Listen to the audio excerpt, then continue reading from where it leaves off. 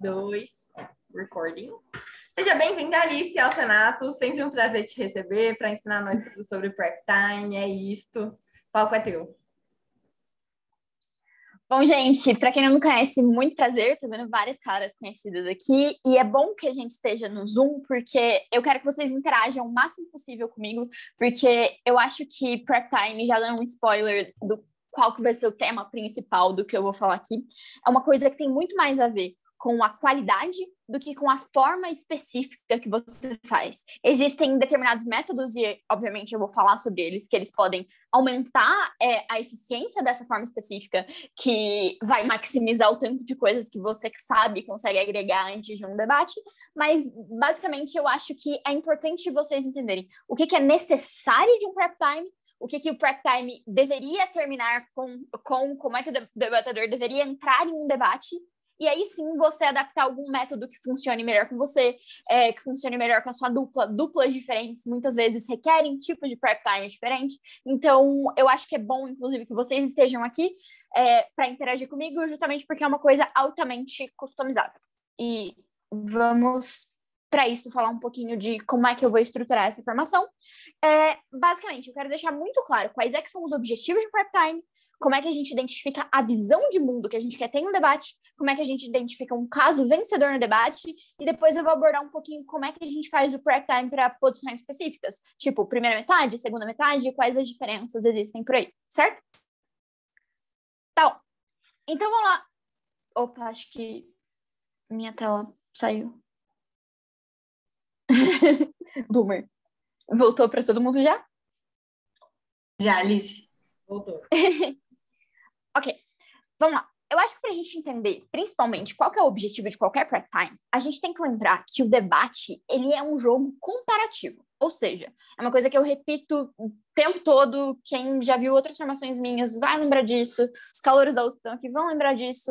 O debate é um jogo extremamente comparativo. Não basta só você ter argumentos, não basta você ter um número grande de argumentos, você precisa ter argumentos que são mais importantes do que os argumentos da outra casa. Então, aquele tipo de prep time em que eu simplesmente penso, que eu simplesmente olho para uma moção e eu vejo tudo que eu posso pensar nela e eu enumero 1, 2, 3, 4 e tento, sei lá, priorizar, rezar para a primeira casa não pegar aqueles pontos específicos, etc., geralmente não são prep times eficientes. Porque o que você quer em um prep time é se preparar para ser comparativamente mais importante e não necessariamente ter mais argumentos ou qualquer tipo de coisa, porque isso não vai funcionar, certo? O que a gente quer vender dentro de um debate não é uma cesta de argumentos. A gente está vendendo uma história de um caso. A gente tá defendendo um caso conjunto como dupla. A gente está vendendo uma visão de mundo.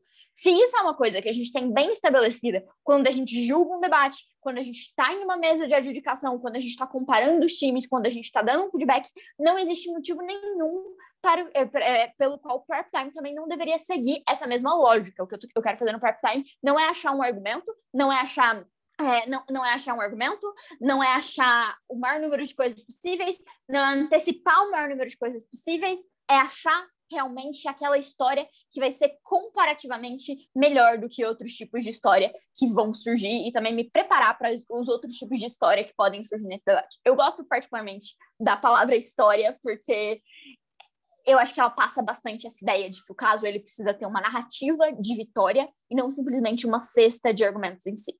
E eu acho que, de longe, um dos principais objetivos do prep time é você não se surpreender enquanto você está em um debate. O debate, ele acontece não no prep time. Muitos debatedores cometem o erro de escreverem coisas no prep time e chegarem no debate e falarem exatamente as coisas que estão no prep time, adicionando coisas que vocês ouvem no debate ou esse tipo de coisa. Isso está errado. O debate acontece enquanto o debate está acontecendo. O prep time, ele é um momento que te ajuda a não se surpreender enquanto o debate acontece, certo? É um momento que te ajuda a antecipar qual tipo de debate que vai acontecer, como é provável que, já que eu sei que essa moção gera esse tipo de debate, os melhores casos de governo de oposição são esses, como é provável que aqueles times que estão comigo vão agir e qual que é a maneira mais estratégica de a gente, como time, entrar nesse debate, certo? Então, não é para você fechar o caso, não é para você fechar o discurso lá na frente, não é para você escrever todos os seus argumentos. Inclusive, quando vocês forem, conforme a gente vai evoluindo, eu não acho nem que o prep time é um bom momento para você realmente desenvolver argumentos com a sua dupla. Eu acho que o prep time é o momento de você se preparar para não se surpreender. Então, duas coisas principais aqui. O objetivo do prep time, ele tem que ser sempre definir como é que você enxerga o mundo e por que a sua posição frente a esse mundo que você já enxergou, ela é não só relevante, mas ela é a mais relevante possível para esse debate, correto? Então, acho que é muito... A primeira coisa que a gente tem que estabelecer aqui é a maneira com que vocês enxergam o prep time. Prep time é uma extensão do debate e não um momento separado em que, muitas vezes, quando a gente tinha um modelo antigo, a gente tinha a noção que era simplesmente para a gente agregar dados, a gente agregar quais que eram os conhecimentos que as pessoas tinham a respeito daquele assunto, para a gente trocar figurinha em relação ao que a gente sabe. Prep time é um momento de estratégia para vocês se posicionarem em um debate que vocês estão prevendo que vai acontecer, correto?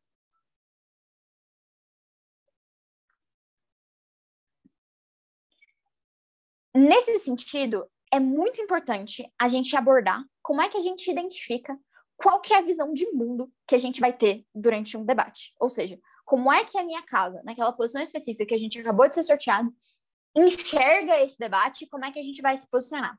E daí tem uma frase bastante legal da Sharmila, que eu acho que resume muito o tipo de postura que a gente tem que ter inicialmente no prep time, que é: na vida, quando a gente tem um problema, a gente identifica que a gente tem um problema e daí a gente procura uma solução para resolver esse problema. Agora, na debate land, a gente precisa defender uma solução específica e daí procurar o problema que ela resolve, certo?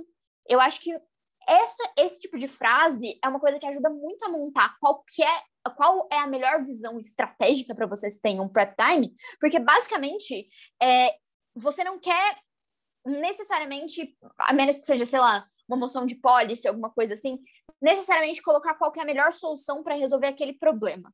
Você está procurando por que aquela solução que você foi sorteado para defender ou foi sorteado para colocar mais elementos em, ela é a melhor para resolver o problema que a moção o problema que a moção coloca. E muitas vezes esse problema não é necessariamente óbvio, mas existem métodos diferentes para moções diferentes em que a gente pode identificar quais são os problemas. E então eu vou voltar com vocês no básico de aonde é que as moções estão escritas, como é que essas moções estão escritas, para daí a gente pensar quais são as formas mais eficientes de já começar o nosso prep time, já começar a nossa visão de mundo, a nossa escolha de caso, conforme essas moções estão escritas, certo?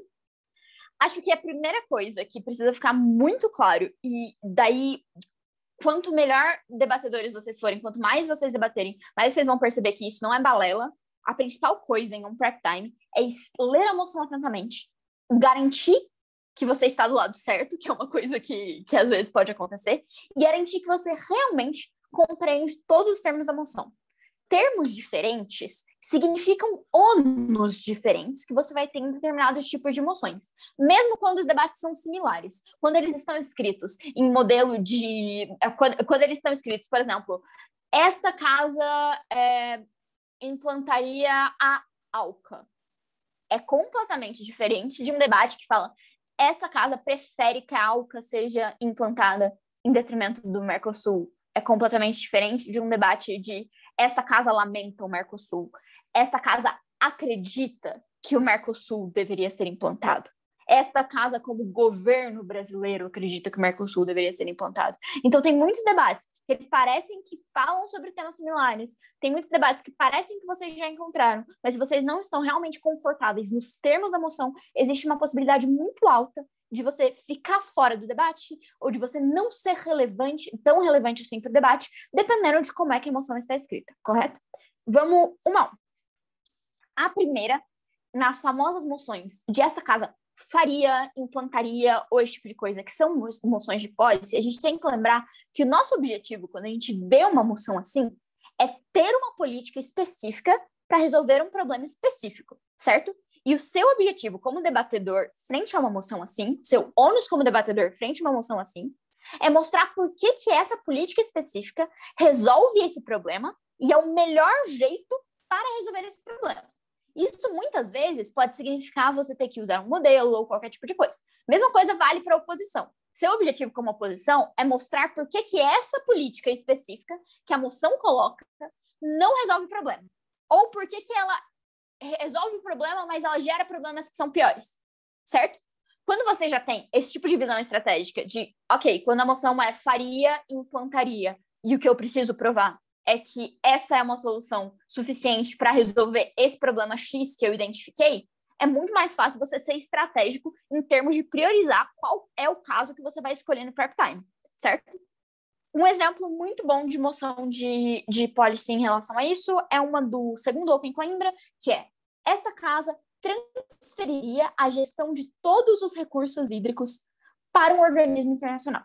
Essa é uma moção que, por ela estar na afirmativa, ela já te dá um fiat, ou seja, casos de oposição que falem, mas esse organismo internacional, os países nunca iriam concordar em ter um organismo internacional que faça isso. Balela. É uma moção de esta casa transferiria. Então, os casos de oposição têm que mostrar necessariamente por que transferir esses recursos não vai dar certo para resolver o problema que a gente pode ter, por que a transferência desses recursos, mesmo que dê certo, cria outro tipo de problema que seja pior, e não necessariamente atacar qual que é o fiat que já está determinado na moção, que é a implantação dessa política. A gente está assumindo que essa política vai acontecer e que a gente vai continuar fazendo essa política, certo? E até para começar interagindo um pouco com vocês, qual o problema que vocês acham que essa moção quer resolver?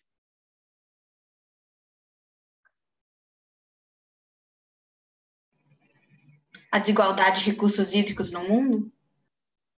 Sim, completamente. Pode resolver a desigualdade de recursos hídricos no mundo, mas muitas vezes ela também pode querer resolver o fato de determinados países... A dificuldade de preservação, o meio ambiente, meu stakeholder favorito.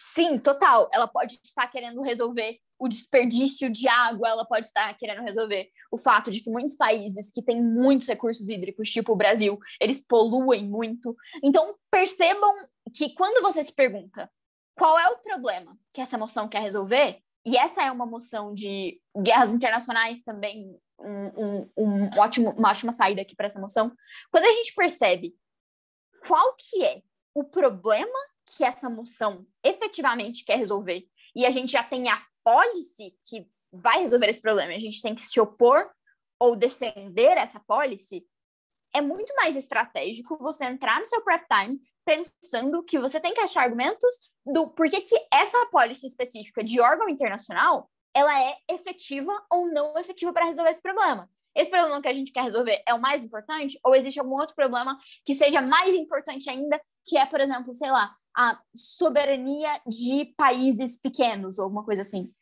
A Bárbara perguntou se eu tô compartilhando a tela, mas aqui tá aparecendo sim. Tá aparecendo para todo mundo?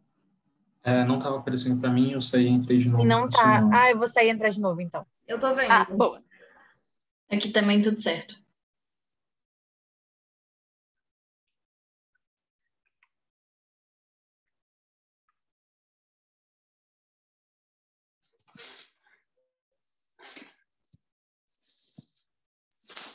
Vamos esperar para ver se ela consegue entrar.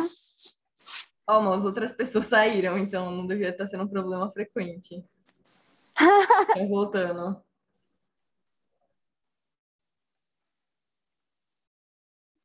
E a Bárbara pediu join.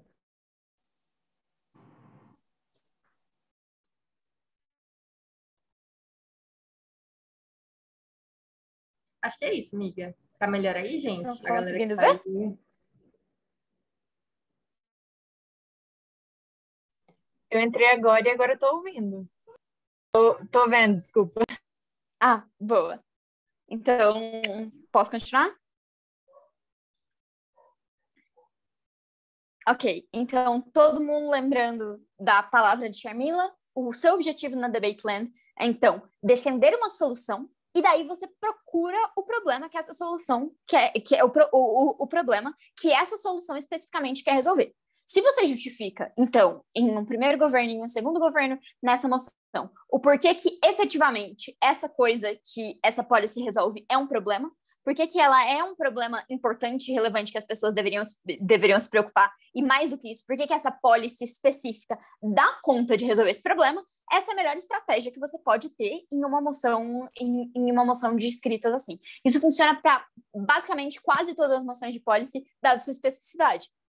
Seu foco no prep time é por que existe um problema que essa moção resolve e por que essa é a melhor solução para resolver esse problema. Muitas vezes, a oposição pode, inclusive, falar: ok, a gente concorda que isso é um problema, a gente concorda que existe uma desigualdade de recursos hídricos, a gente concorda que o meio ambiente está sendo atacado, mas a gente acha que não necessariamente essa é a melhor forma de resolver esse problema, o que é uma posição completamente justa de oposições, porque quase sempre as oposições nas moções de policy elas vão ir por esses dois caminhos que eu tinha mencionado previamente. Ou elas vão desafiar que essa solução realmente resolve o problema, ou elas vão falar: ok, isso resolve o problema, mas esse não é o maior problema que a gente tem. Então, percebam que duas coisas que você tem que pensar no prep time são essas justificativas específicas, certo? Isso vale para quase toda moção de policy. Alguma dúvida?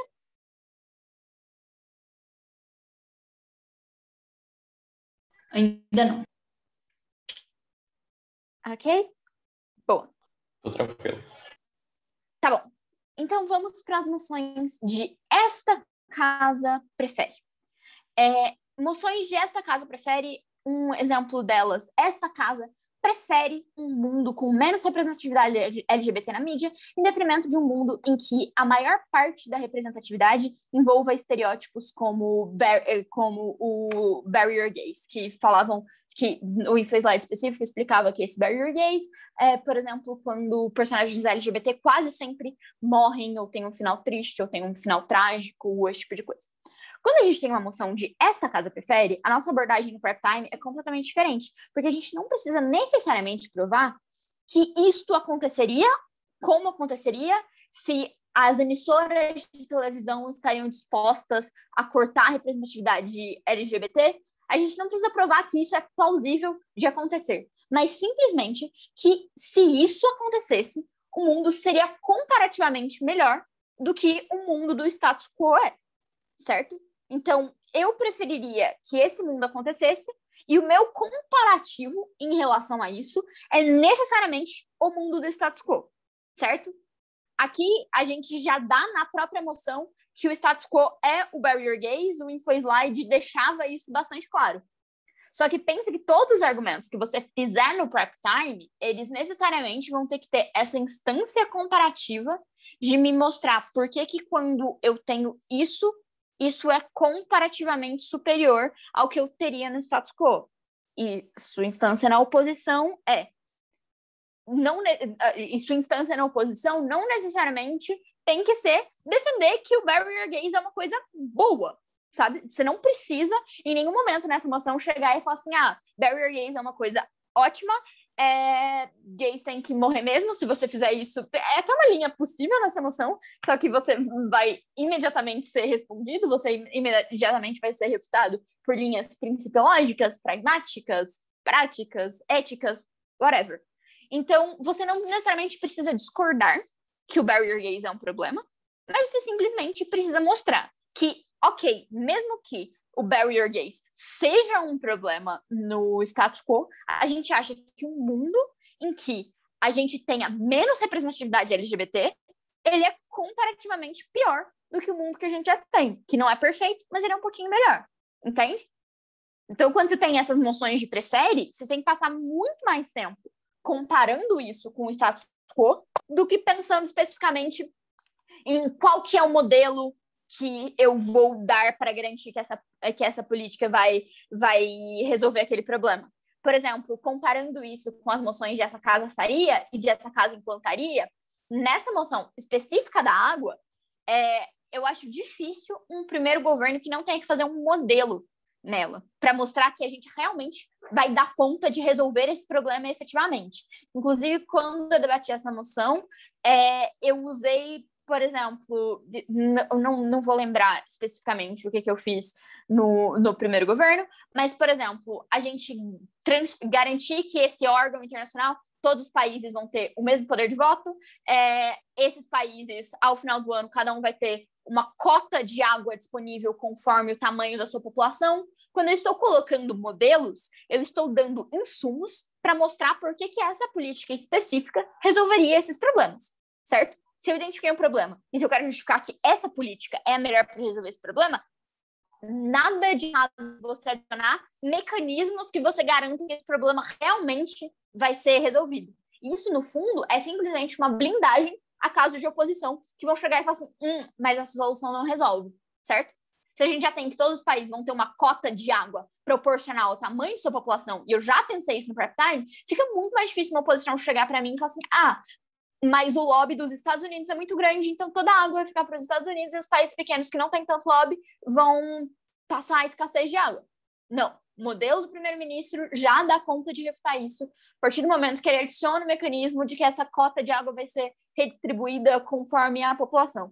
E mesmo assim, a oposição tem que achar outros jeitos, certo? Então, a oposição pode ter linhas do EC, mesmo se isso foi implantado, mesmo se isso resolver o problema, e isso gera um problema pior, que é uma coisa que não acontece nas moções de essa casa prefere. Então, não é uma preocupação que você tem que ter em um prep time de essa casa prefere. Tudo certo até agora? Alice, eu tenho uma dúvida sobre as moções de essa casa prefere. Vou usar como exemplo uma moção que eu, Furtado, Gu, a gente debateu há pouco tempo. Basicamente falava que esta casa prefere um mundo em que as pessoas têm características, qualidades médias, por exemplo, beleza média, inteligência média, em detrimento de um mundo em que todos têm características diferentes. Aí minha dúvida é, assim que eu peguei essa moção, eu não consegui identificar muito uma métrica, porque poderia ser qualidade de vida, felicidade, avanço tecnológico, enfim, N características que mudam de um cenário para o outro. Aí minha dúvida é, nesse cenário de essa casa prefere, como você faz para achar uma boa métrica? Obrigada. Guarda essa pergunta para daqui a pouquinho. Tipo, eu vou anotar ela aqui do lado, porque eu vou falar especificamente de como é que a gente acha métricas específicas, então eu acho que talvez isso seja mais contemplada lá do que aqui. Guarda essa pergunta, na hora que chegar em métricas, você levanta ela de novo, que a gente faz especificamente com esse exemplo, tá bom? Porque eu acho que eu nem tenho um exemplo nessa, aí esse vai ser um ótimo. Tá bom? Vamos lá para a próxima? As famosas moções de essa casa lamenta, essa casa aplaude, essa casa aplaude a ascensão de determinada coisa, certo? Essas moções, elas são um pouco parecidas com as moções de esta casa prefere, só que elas têm um tempero a mais do que elas. Porque quando a gente está lamentando, aplaudindo a ascensão, muitas vezes a gente já está lidando com uma política já implantada, em que a gente está vendo os benefícios historicamente implantados dela, certo? Ou que estão sendo gradualmente implantados. Enquanto essa casa prefere, a gente tem um mundo fictício de, poxa, eu preferiria viver no mundo se ela fosse assim. Essa casa lamenta, essa casa aplaude, a gente muitas vezes já tem uma progressão histórica dos efeitos que essa medida gerou. E eu, particularmente, analisando que o efeito X, na realidade, a crise econômica X, na realidade, que foi causada por essa moção, que foi causada por essa coisa específica, eu preferiria que essa coisa específica nunca tivesse acontecido, porque ela gerou esses efeitos maléficos e vai continuar gerando efeitos maléficos. É quando a gente tem, por exemplo, a moção que caiu no Caveira agora, de essa casa aplaude a ascensão do ativismo societário. E no InfoSlide, eles até davam, por exemplo, o exemplo da GameStop, etc. Por quê? Porque é uma moção que lida com uma coisa que já foi implantada na realidade e eu estou avaliando os efeitos. Então, por exemplo, na questão da GameStop, inclusive foi o caso que o Furtado usou, é linkar determinadas crises econômicas, determinadas instabilidades econômicas que já aconteceram com essa medida específica, e eu preferiria um mundo em que essas instabilidades não tivessem acontecido por causa disso, e se a gente continuar aplaudindo a ascensão disso, se a gente continuar aplaudindo isso, esse tipo de instabilidade vai continuar se perpetuando na realidade, certo?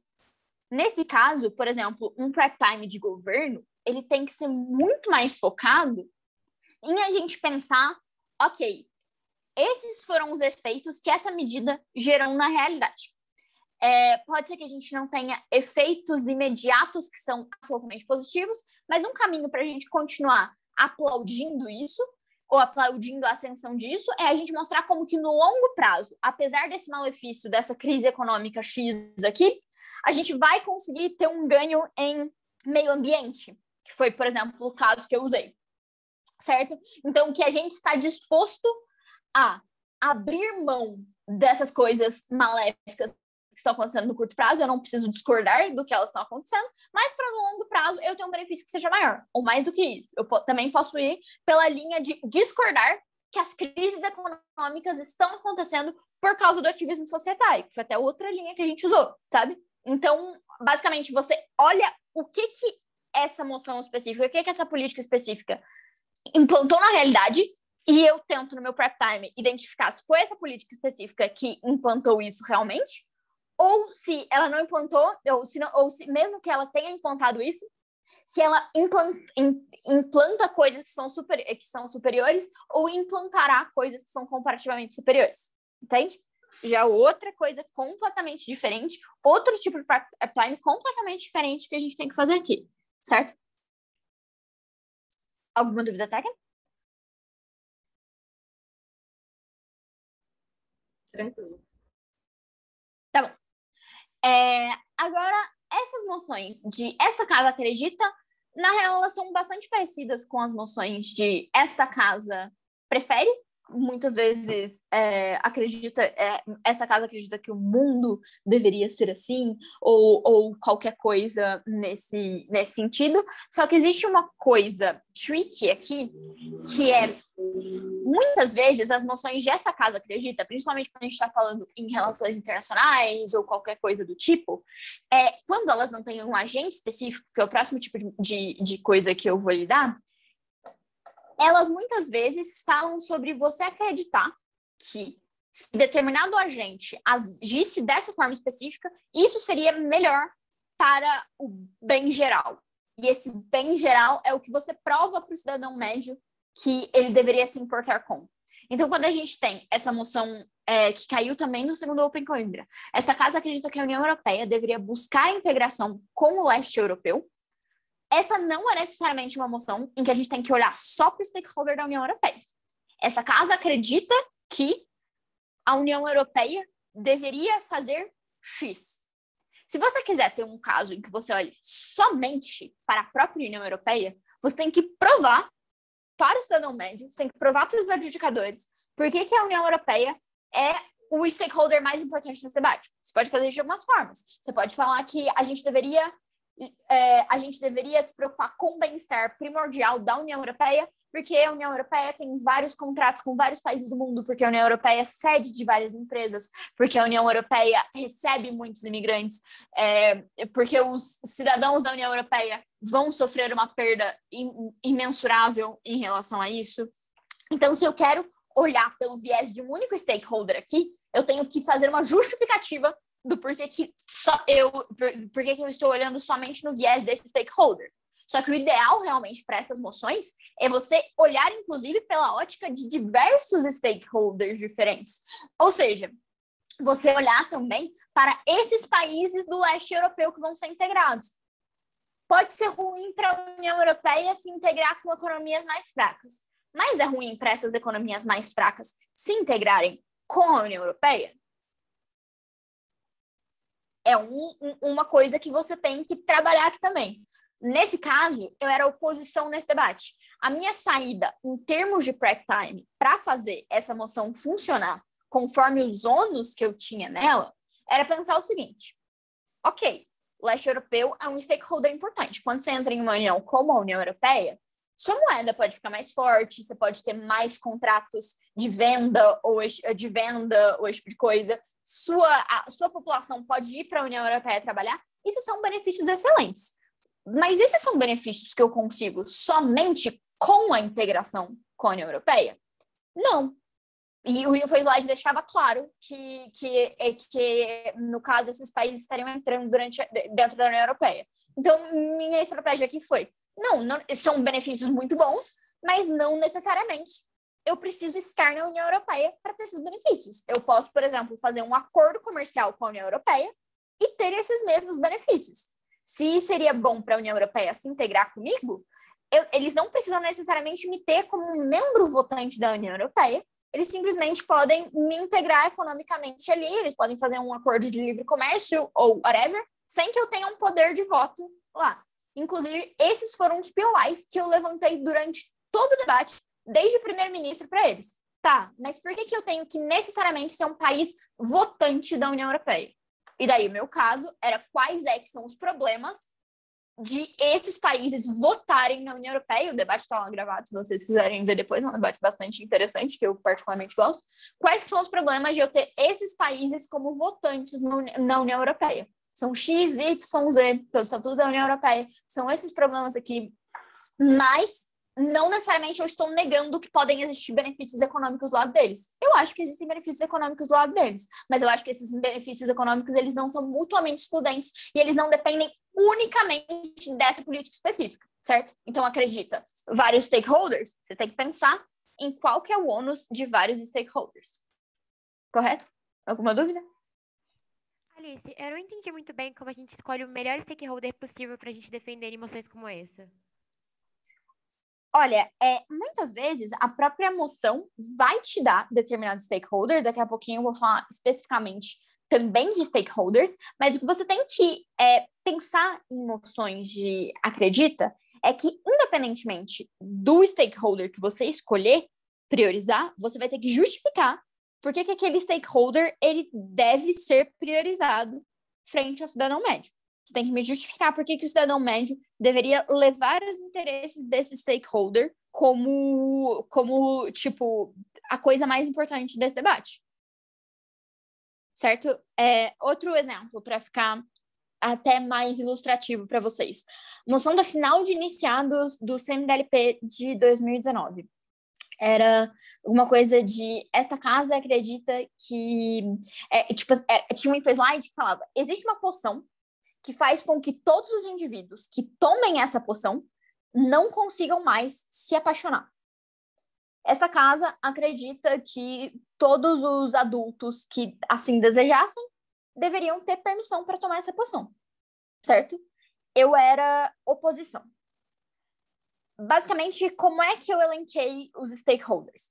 Existem diversos stakeholders aí que podem estar interessados, mas eu acho que, principalmente quando a gente fala de adultos que estão agindo pelo próprio livre-arbítrio, então provavelmente o governo já ia trazer um caso de tipo, por que a gente deveria ir por cima do livre-arbítrio desses adultos? E o caso que eu elenquei foi tentar ir pelos indivíduos que não necessariamente estão nas melhores condições psicológicas e mesmo assim teriam a permissão para tomar essa poção, e por que eles são o stakeholder mais vulnerável nesse debate, eu deveria protegê-los. Então, o meu caso foi sobre a população LGBT, porque muitas vezes LGBTs vivem em um mundo que não os aceita completamente, eles têm que lidar com homofobia, eles têm que lidar com países que não os aceitam, eles têm que lidar com governos que não os aceitam.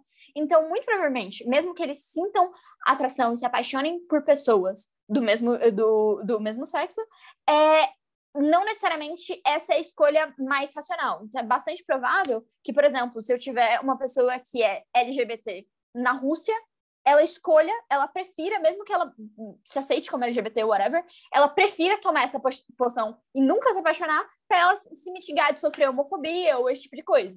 Mesma coisa com, sei lá, às vezes mulheres que estão em relacionamentos abusivos ou alguma coisa assim. Você toma essa poção para você parar de sentir aquilo. E, basicamente, essas pessoas, elas não estão escolhendo simplesmente porque elas estão rejeitando o amor, mas elas estão se protegendo da forma com que a sociedade enxerga o amor delas. Entende? Aí, eu elenquei que, tipo, quando elas tomam esse tipo de decisão, elas estão se privando de um sentimento que é fundamental, esse tipo de coisa. Entende? Então, pensa nos termos que a própria moção te dá. Adultos. Quem é que está incluído em adultos? Pessoas com livre-arbítrio, quem é que estão incluídas nas pessoas com livre-arbítrio? Elas são pessoas que estão em sua plena capacidade de decisão? Quem é que é mais negativamente afetado? Se você consegue identificar que alguém é mais negativamente afetado por essa emoção, então essa aqui é a sua chance de justificar. Porque a gente não deveria tomar essa medida, porque o benefício de quem escolhe por livre-arbítrio é comparativamente inferior ao malefício de quem escolhe por outros motivos. Entende? Responde sua pergunta? Sim, ficou bem claro, Alice. Boa. Então, vamos lá para o último exemplo, que é esta casa como?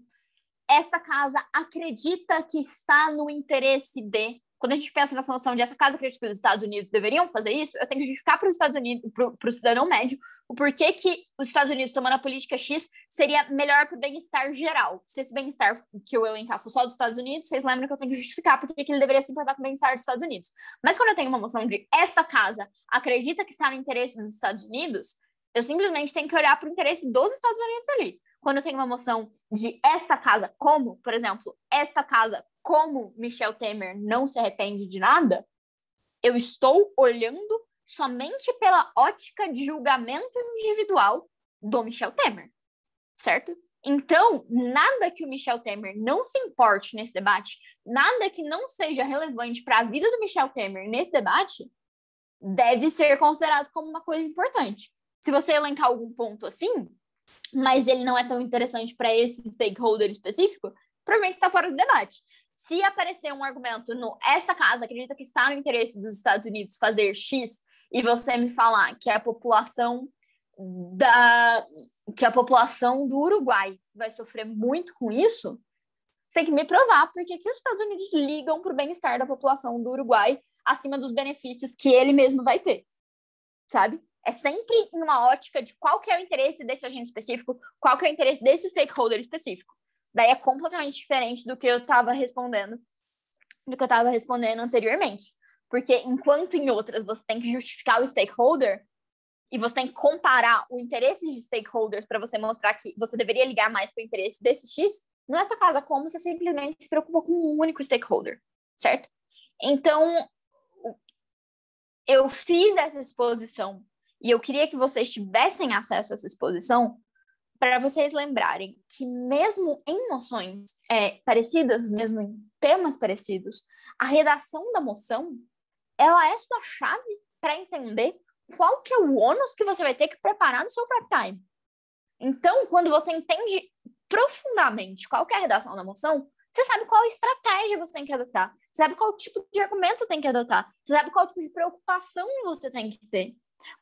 Muitas vezes eu vejo debatedores, inclusive debatedores experientes, que eles pegam uma moção e eles debatem o tema da moção, e não necessariamente os termos específicos da moção em si. Se você debate o tema, provavelmente você vai ter uma ou duas coisas relevantes, mas qualquer um de vocês já esteve em uma mesa de adjudicação, vocês sabem que nas mesas de adjudicação, quase sempre, o que faz uma dupla ficar acima de outra é o quão comparativamente melhor o mundo dela é, o quanto que ela justificou que as coisas dela vão acontecer.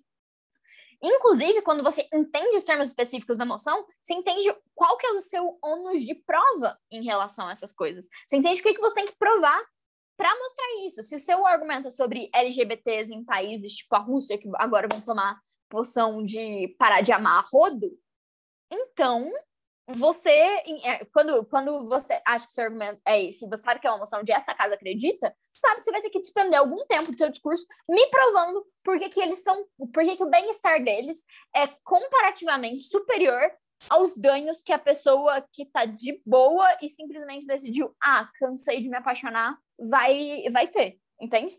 Então, isso já te mostra exatamente qual que é o caminho das pedras de onde você tem que ir. Alguma dúvida aqui? Então, boa. Vamos para o próximo slide. E aqui agora, eu acho que é uma coisa que é bastante temida por todo mundo, principalmente em moções de RI, principalmente em moções confusas, em moções densas, e eu propositalmente coloquei moções que deram muito polêmica nos últimos tempos, para a gente analisar um pouco também como é que, nessa leitura de termos, que vai me mostrar e que vai me dar o caminho das pedras, por que eu vou fazendo prep time, como é que eu leio infoslides estrategicamente, principalmente de temas densos, principalmente de temas que às vezes eu não conheço, certo? A primeira que a gente vai lidar aqui, mas antes, só uma introdução geral. Eu acho que a principal coisa para a gente ler um InfoSlide é a gente pensar que não necessariamente todos os InfoSlides eles são o mais bem escritos possíveis de forma a ajudar os debatedores da melhor forma possível. Isso às vezes nem é culpa do Ceitinho. Muitas coisas são incluídas em InfoSlide, elas têm um âmbito de, por exemplo, honestidade intelectual, por exemplo, na moção do eterno retorno, você elencar especificamente qual que é a teoria filosófica que fala sobre isso. Inclusive, é bom que você tenha essa honestidade intelectual, porque isso, de fato, dá uma vantagem e dá um estímulo para que debatedores se interessem mais por determinados temas. Então, se eu sei que, por exemplo, caiu uma moção de eterno retorno, isso vai me influenciar de alguma forma a procurar mais sobre filosofia. Se eu elenco que tal coisa é de funny face, isso talvez faça debatedores ficarem mais preocupados com cultura pop ou qualquer coisa assim. Então, muitas coisas que estão em InfoSlide, elas não necessariamente são particularmente super úteis para o debate. Existem milhares de debates, inclusive no curso de CA a gente teve várias vezes de se isso é certo, de se isso é errado, se isso é bom, se isso é ruim, se isso privilegia debatedores, se isso não privilegia debatedores. Não é meu objetivo entrar nesses debates com vocês agora, porque a gente não está pensando especificamente em escrever em InfoSlide. O que eu quero é só constatar um fato. Muitas vezes a gente tem que pegar os InfoSlides e traduzir a ideia, a informação que eles dão pra gente. E é isso que eu queria fazer com vocês em determinadas moções polêmicas, certo? Tá bom. Então vamos para a primeira. Em Funny Face, clássico musical de 1957, a personagem de Audrey Hepburn se apresenta como forte defensora do empaticalismo, corrente filosófica fictícia que prega a todos projetarem suas imaginações para, de fato, sentir o que outra pessoa está sentindo. Assim, em um mundo ideal empaticalista, os indivíduos experimentam em sua própria pele as emoções de todos aqueles com quem se relacionam ou estabelecem contato. Esta casa prefere viver em um mundo empaticalista. Essa casa prefere, eu sei que meu ônus aqui, seja governo, seja oposição, é comparar isso com o status quo. Se eu sou oposição, eu tenho que comparar por que o status quo em que muitas vezes as pessoas não necessariamente têm empatia uma com as outras, não necessariamente as pessoas entendem tudo que as outras estão passando, por que esse mundo, ele ainda assim é melhor do que um mundo em que eu tenha essa habilidade. Prefere viver em um mundo empaticalista. Olhando o debate à melhor luz, como é que é um mundo ideal empaticalista? Onde os indivíduos experimentam em sua própria pele as emoções de todos aqueles com que se relacionam ou estabelecem contato. Traduz o InfoSlide na sua cabeça. Idealmente, então, eu estou sentindo na minha pele tudo que as pessoas com quem eu me relaciono sentem. É esse o debate. Eu prefiro o status quo, eu prefiro um mundo em que, se eu tenho contato com vocês, eu consigo sentir na minha própria pele todas as emoções de vocês. Esse é o debate. Tá traduzido. Esse é o clash. Certo? Voltando, inclusive, na moção de... Eu acho que essa aqui é um bom exemplo. Nossa, gente, eu tô voltando, falando tudo que eu vou falar. Ô, Alice, tem uma dúvida, pode falar? Pode. Cara, nessa moção aí do Eterno Retorno, eu tava, né? Você deve lembrar. E, cara, tipo, eu interpretei exatamente desse jeito. Eu acredito que quando minha vida acabar, vai repetir tudo de novo. Só que aí eu fui acusada de debater karma e perdi. Tipo assim, como evitar essa minha má interpretação, que foi, tipo, uma tentativa genuína de interpretar o bagulho direito e, tipo, cair em um erro, tipo, que foi uma questão muito detalhista, de certa maneira. Um minutinho que eu já chego no Eterno Retorno, porque eu acho que existem diversas coisas ali. Mas voltando pro, tipo, essa casa prefere viver em um mundo empaticalista, pensa que isso também pode funcionar para várias noções, tipo, por exemplo, cadê? Aquela moção que a gente debateu na semifinal a moção que a gente debateu na semifinal do Caveira agora, que era sobre o ativismo societário, que eu até tinha colocado para vocês. Essa casa aplaude a ascensão do ativismo societário. qual que é a semelhança entre essa casa aplaude a ascensão do ativismo societário e do essa casa prefere? Ambas eu estou realizando um tipo de comparação com o status quo. Então, quando eu sou primeiro-ministro na moção da ascensão do ativismo societário, eu chego e falo, olha, o mundo em que a gente não tenha o ativismo societário é um mundo em que a única pessoa que consegue regular grandes mercados financeiros é o governo. Então, se você quer que a empresa X de tecnologia não polua, que a empresa petroleira X não polua a costa brasileira, eu vou lá e baixo uma lei para ela fazer isso. Em um mundo em que eu tenho o ativismo societário, eu posso fazer com que as organizações não lucrativas ou bilionário que se importa com isso, ou conjunto de pessoas que se importam com isso, comprem ações dessa empresa deliberadamente para gerar um spike de mercado que vai deixar todos os investidores preocupados, que vai abaixar o valor daquela empresa que tá fazendo isso, e assim conseguir fazer com que eles não poluam, e caso eles não poluam, eu vou continuar ferrando eles na bolsa de valores,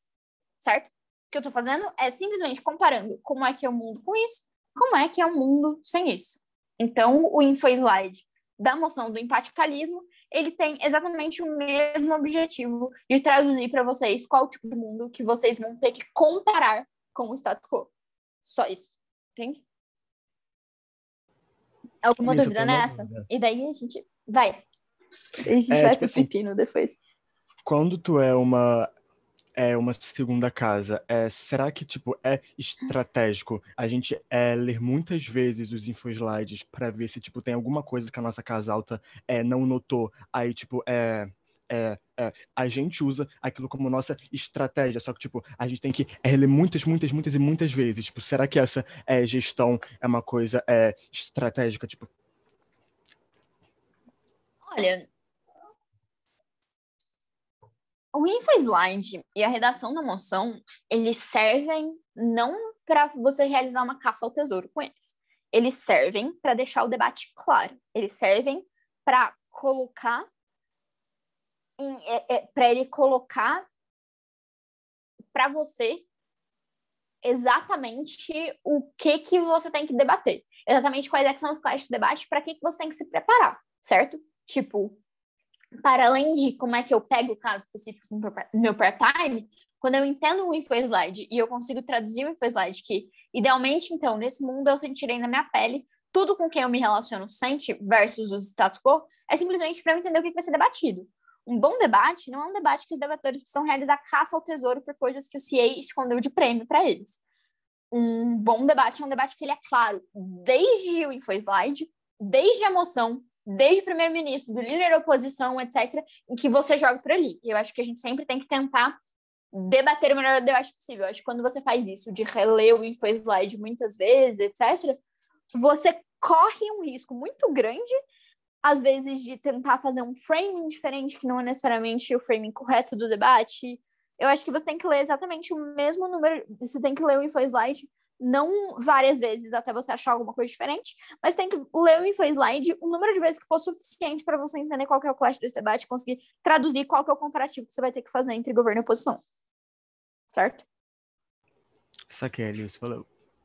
Boa. Tá. Agora vamos pro Alice. pepino.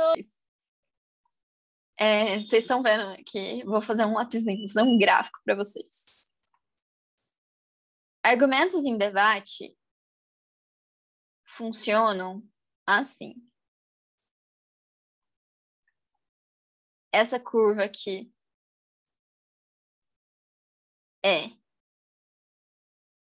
Calma, essa curva aqui... Não, é do outro jeito. Que bom. Funcionam... Ah, droga, meu share screen tá pausado. Eu tinha congelado a tela. Estão vendo agora? Tá, agora deixa eu achar aqui onde é que eu ia fazer. Tá, desenhar. Tá bom. Ó. Isso aqui é um gráfico. Argumentos em debate tem impacto e plausibilidade. certo? E eles funcionam assim. Quanto mais alto o seu impacto, mais baixa a sua plausibilidade. Quanto mais alta a sua plausibilidade, mais alto o seu impacto. Então, pensa, tipo, por exemplo, no caso do ativismo societário. Se você me falar que o ativismo societário vai derrubar o sistema capitalista, mano, isso é um impacto imensurável. Imensurável. É um impacto gigantesco. Mas qual que é a plausibilidade de essa política específica fazer o capitalismo abaixar? Nenhuma. Ele tá aqui. Agora, se você me fala, o ativismo societário vai fazer com que as pessoas leiam mais notícias sobre o mercado financeiro. Porque agora mais pessoas vão comprar ações, então as pessoas vão ler mais notícias sobre o mercado financeiro. Plausível? Completamente. Qual que é o impacto disso? Baixo. Eu vou abrir meu valorzinho econômico de vez em quando e eu vou saber mais que isso na mídia. Entende? Então, a gente tem sempre que fazer esses tipos de trade-off. Fez sentido? Não, fez muito sentido, porque eu sempre penso nisso, mas às vezes a gente não pensa que o impacto realmente está tão grande assim, sabe? Não dá, às vezes não dá, você escrevendo o seu caso, você não percebe que você está com tanto impacto assim, pouca plausibilidade. Completamente. Por isso que é útil fazer aquilo que eu falei no comecinho. Identifica qual que é o flash do debate. O que tem aqui? Eu tenho que comparar isso com o status quo? Eu tenho que comparar isso com outro mundo? Eu tenho que defender que essa política vai resolver esse problema, que eu preciso pensar qual que é o problema que ela resolve? Quando você sabe o que você tem que fazer, quando os termos te mostram o que você tem que fazer, é muito mais fácil. Ô, Alice, Certo. e qual o ideal do argumento? É ele ficar no meio ou tem alguma estratégia dependendo do debate? Eu acho que é no meio mesmo. Tipo, a gente quer provar que ele tem máximo de impacto com máximo de plausibilidade. Segundo esse gráfico, seria aqui. Sabe? Mas quando a gente tem debates, quando a gente tem emoções, tipo, essa casa acredita que os pobres do mundo estão justificados em perseguir uma revolução marxista, cara, tipo, já é muito mais fácil. Ou essa casa faria a revolução marxista? Cara, já a revolução marxista, que é o grande impacto, já tá dado. Você vai, sabe? Você surfa na onda. Então, tipo, não quer dizer que sempre os argumentos de revolução marxista vão estar aqui. Dependendo da moção, eles vão estar aqui. Certo? Alice. Eu acho que na moção de essa casa implantaria a revolução marxista. O argumento de todo mundo morreria estaria aqui. Diga, Matheus. Então, sobre essas duas moções que você acabou de falar, essa casa está justificada em perseguir uma revolução marxista enquanto os pobres do mundo, né? E essa casa implantaria uma marxista. Tipo, eu acho que você tem que se preocupar muito mais no segundo caso com refutações como aquela de CEO no caso do Bow, né? Que, tipo, ele fala, tipo, a gente tá muito bem em ficar na prática aqui porque na prática não vai dar certo. Essas pessoas vão ser massacradas depois, se não literalmente, socialmente, politicamente. Tipo, quando você pensa numa moção os pobres estão justificados, é muito mais tranquilo não você se preocupar com questão de plausibilidade do que não implantaria. Como é que você faria essa diferenciação? Sim, tipo, estão justificados é bastante mais fácil. Vamos pensar em um argumento que seria de altíssimo impacto para o estão justificados, mas tem baixa plausibilidade. Vocês têm alguma ideia? Eu acho que esse de morrer talvez seja uma boa. Porque eles basicamente falam, eles vão ser massacrados, só que não de um jeito altamente implausível, sabe? Agora, ir pela linha do não estão justificados, muitas vezes é você mostrar, tipo, realmente, sei lá, benefícios que o sistema capitalista deu para os pobres do mundo. Sabe? Você pode falar de redução de custos, você pode falar de saída da pobreza, você pode falar de eficiência produtiva, você pode falar de acessibilidade de produtos. Existem vários argumentos aí pró-capitalismo, não me cancelem, mas realmente, tipo, existem vários argumentos aí pró-capitalismo que poderiam ser utilizados para falar que eles não estariam justificados. Agora, se você me falar, eles não estão justificados porque a vida dos pobres do mundo no capitalismo é uma alegria constante e eles não têm nada que possam reclamar, isso aqui é o altíssimo impacto e a baixíssima plausibilidade. Entende? Não sei se fez sentido. Sim. Então, vamos lá. Mas vamos, depois dessa polêmica aí, vamos para outra polêmica, que é o eterno retorno, certo? Então, vamos lá. O eterno retorno é uma teoria filosófica cuja premissa fundamental é que o universo, toda a existência, energia, sentimento e acontecimento são recorrentes e continuarão a se replicar de forma autossemelhante um número infinito de vezes no tempo e no espaço, isso de acordo com o padrão cíclico de recorrências. A teoria se relaciona à filosofia do pré-determinismo, segundo a qual todos são predestinados a continuar repetindo os mesmos eventos indefinidamente. Esse é um slide complexo, que fala sobre uma teoria complexa, que basicamente é um slide que eu acho que faz um trabalho razoavelmente bom de resumir anos e anos e anos de trabalhos do Nietzsche. E, basicamente, apesar de, ele ser bastante complexo, como é que a gente pode pensar em uma tradução dele? Segundo o qual todos são predestinados a continuar repetindo os mesmos eventos indefinidamente. Ou seja, esta casa preferiria viver em um mundo em que há crença generalizada no eterno retorno. Eu não preciso provar que o eterno retorno é verdade, eu não preciso provar nada do gênero, eu só preciso provar que eu prefiro um mundo em que as pessoas acreditem no eterno retorno versus ao status quo, que é um mundo em que a maior parte das pessoas não acredita no eterno retorno. E o que seria esse eterno retorno em termos de comparativo para esse debate? Eu estou comparando um mundo, e se eu não me engano, acho que eu fiz isso como primeira-ministra, em um mundo que quando eu morro, eu acho que eu vou para o céu, em um mundo que quando eu morro, eu acho que não acontece absolutamente nada comigo, em um mundo em que eu acho que quando a minha vida acaba, ela acaba.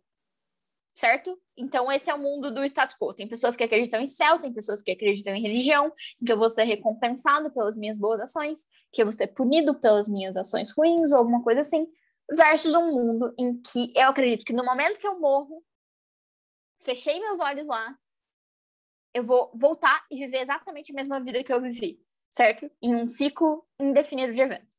Então, esse é o comparativo que eu tenho que fazer aqui. Um mundo em que eu vou para o céu, um mundo em que eu não vou para lugar nenhum, versus um mundo em que a minha vida se resume exatamente à minha vida, um número indefinido de vidas, certo? Então, basicamente, existem, sei lá, vários argumentos de defesa e oposição aqui, tanto no sentido de, ok, você tem pessoas, e todo mundo acredita nisso, certo? Então, é uma coisa que você sabe que está acontecendo, é uma coisa que você acha que está acontecendo. Então, a oposição poderia chegar para mim e falar assim, ok, existem pessoas que, por mais que elas acreditem no eterno retorno, o fato de elas acreditarem no eterno retorno faria com que fosse psicologicamente muito pesado para elas, porque elas vivem uma condição de pobreza extrema, porque elas vivem em condições ruins, porque elas vivem em um mundo preconceituoso ou qualquer coisa assim, e elas não conseguem nunca se desvencilhar desse mundo. Ou seja, elas estão fadadas a sempre repetir isso. Então, por elas acreditarem no eterno retorno, elas sempre vão ficar desiludidas com a própria vida. Elas sempre vão ficar tristes com a própria vida, porque não basta simplesmente ela sofrer para ela garantir suas necessidades materiais. Ela ainda acha que ela vai sofrer eternamente por causa disso. Ela ainda acha que não tem recompensa nenhuma. Então, às vezes ela está religiosa, às vezes ela não acreditar em nada, pelo menos ajuda ela a pensar: poxa, mas eu acho que eu acho que então eu tô sofrendo por isso, mas depois Deus vai me recompensar, etc. Então isso dá um alívio psicológico para quem não consegue sair dessas situações, certo? Quanto ao governo, ele pode vir muito no sentido de quando eu acredito que tem céu, quando eu acredito que tem um Deus que vai me perdoar, ou esse tipo de coisa, muitas vezes eu sou tentado a viver uma vida de sacrifício na Terra e muitas vezes eu estou tentado a viver uma vida de sacrifício na Terra, de me entregar completamente, de não me entregar completamente na Terra, então não necessariamente, sei lá, não necessariamente, sei lá, ser LGBT porque Deus talvez vai me punir por isso, não necessariamente ter o emprego dos meus sonhos, porque às vezes ele não é o que me dá mais recursos, mas ele me faz feliz todos os dias, mas eu estou preocupada com o status que eu vou ter, ou esse tipo de coisa. Então, existem várias decisões que a gente toma pensando que a gente vai ir para o céu, ou que a gente vai ter um perdão depois, ou qualquer tipo de coisa. Inclusive, muitas vezes, quando a gente oprime outras pessoas. Quando a gente tem, sei lá, um governo, tipo o governo Bolsonaro, que acha que para ele, que, sei lá, Damares acredita que para ela ir para o céu, ela vai pregar a palavra de Jesus, que as mulheres têm que ser submissas aos homens, porque isso vai trazer o perdão eterno para ela. Então, tipo, quando a gente pensa que eu vou viver nesse looping e que não tem céu, não tem descanso, não tem nada, meu incentivo como pessoa vai ser maximizar o tipo de felicidade que eu tenho na Terra. Então, se eu sou gay, foda-se, eu sou gay e isso me faz feliz e eu vou isso me faz feliz e eu vou continuar sendo feliz assim, porque eu sei que se eu reprimir isso, não existe benefício nenhum de eu reprimir isso. Eu vou ser feliz aqui e agora e pronto, sabe? Então, vocês estão entendendo o que é realmente esse debate?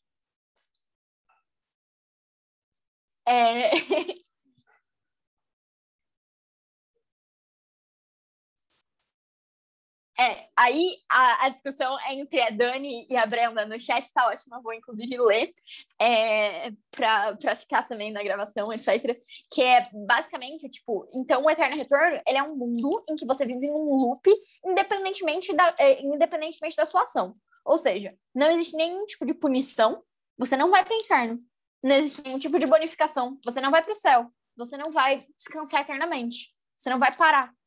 Agora, o karma é você ser punido por suas ações, ou seja, elas voltarem para você. Então, se eu dou um tapa na cara da Cecília, que é a primeira pessoa que está na tela ali, o karma muitas vezes faria com que, por eu ter cometido essa ação ruim, não necessariamente, sei lá, eu vou pro inferno, mas vai acontecer alguma coisa ruim de volta comigo na minha vida, entende? Isso é o conceito de karma.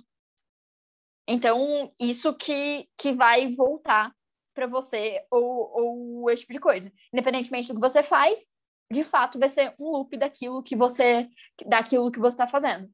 Então, tipo assim, não é que o karma, ele é o eterno retorno para pessoas que tomam más decisões. O karma pode existir ou pode não existir em um mundo em que haja eterno retorno, sabe?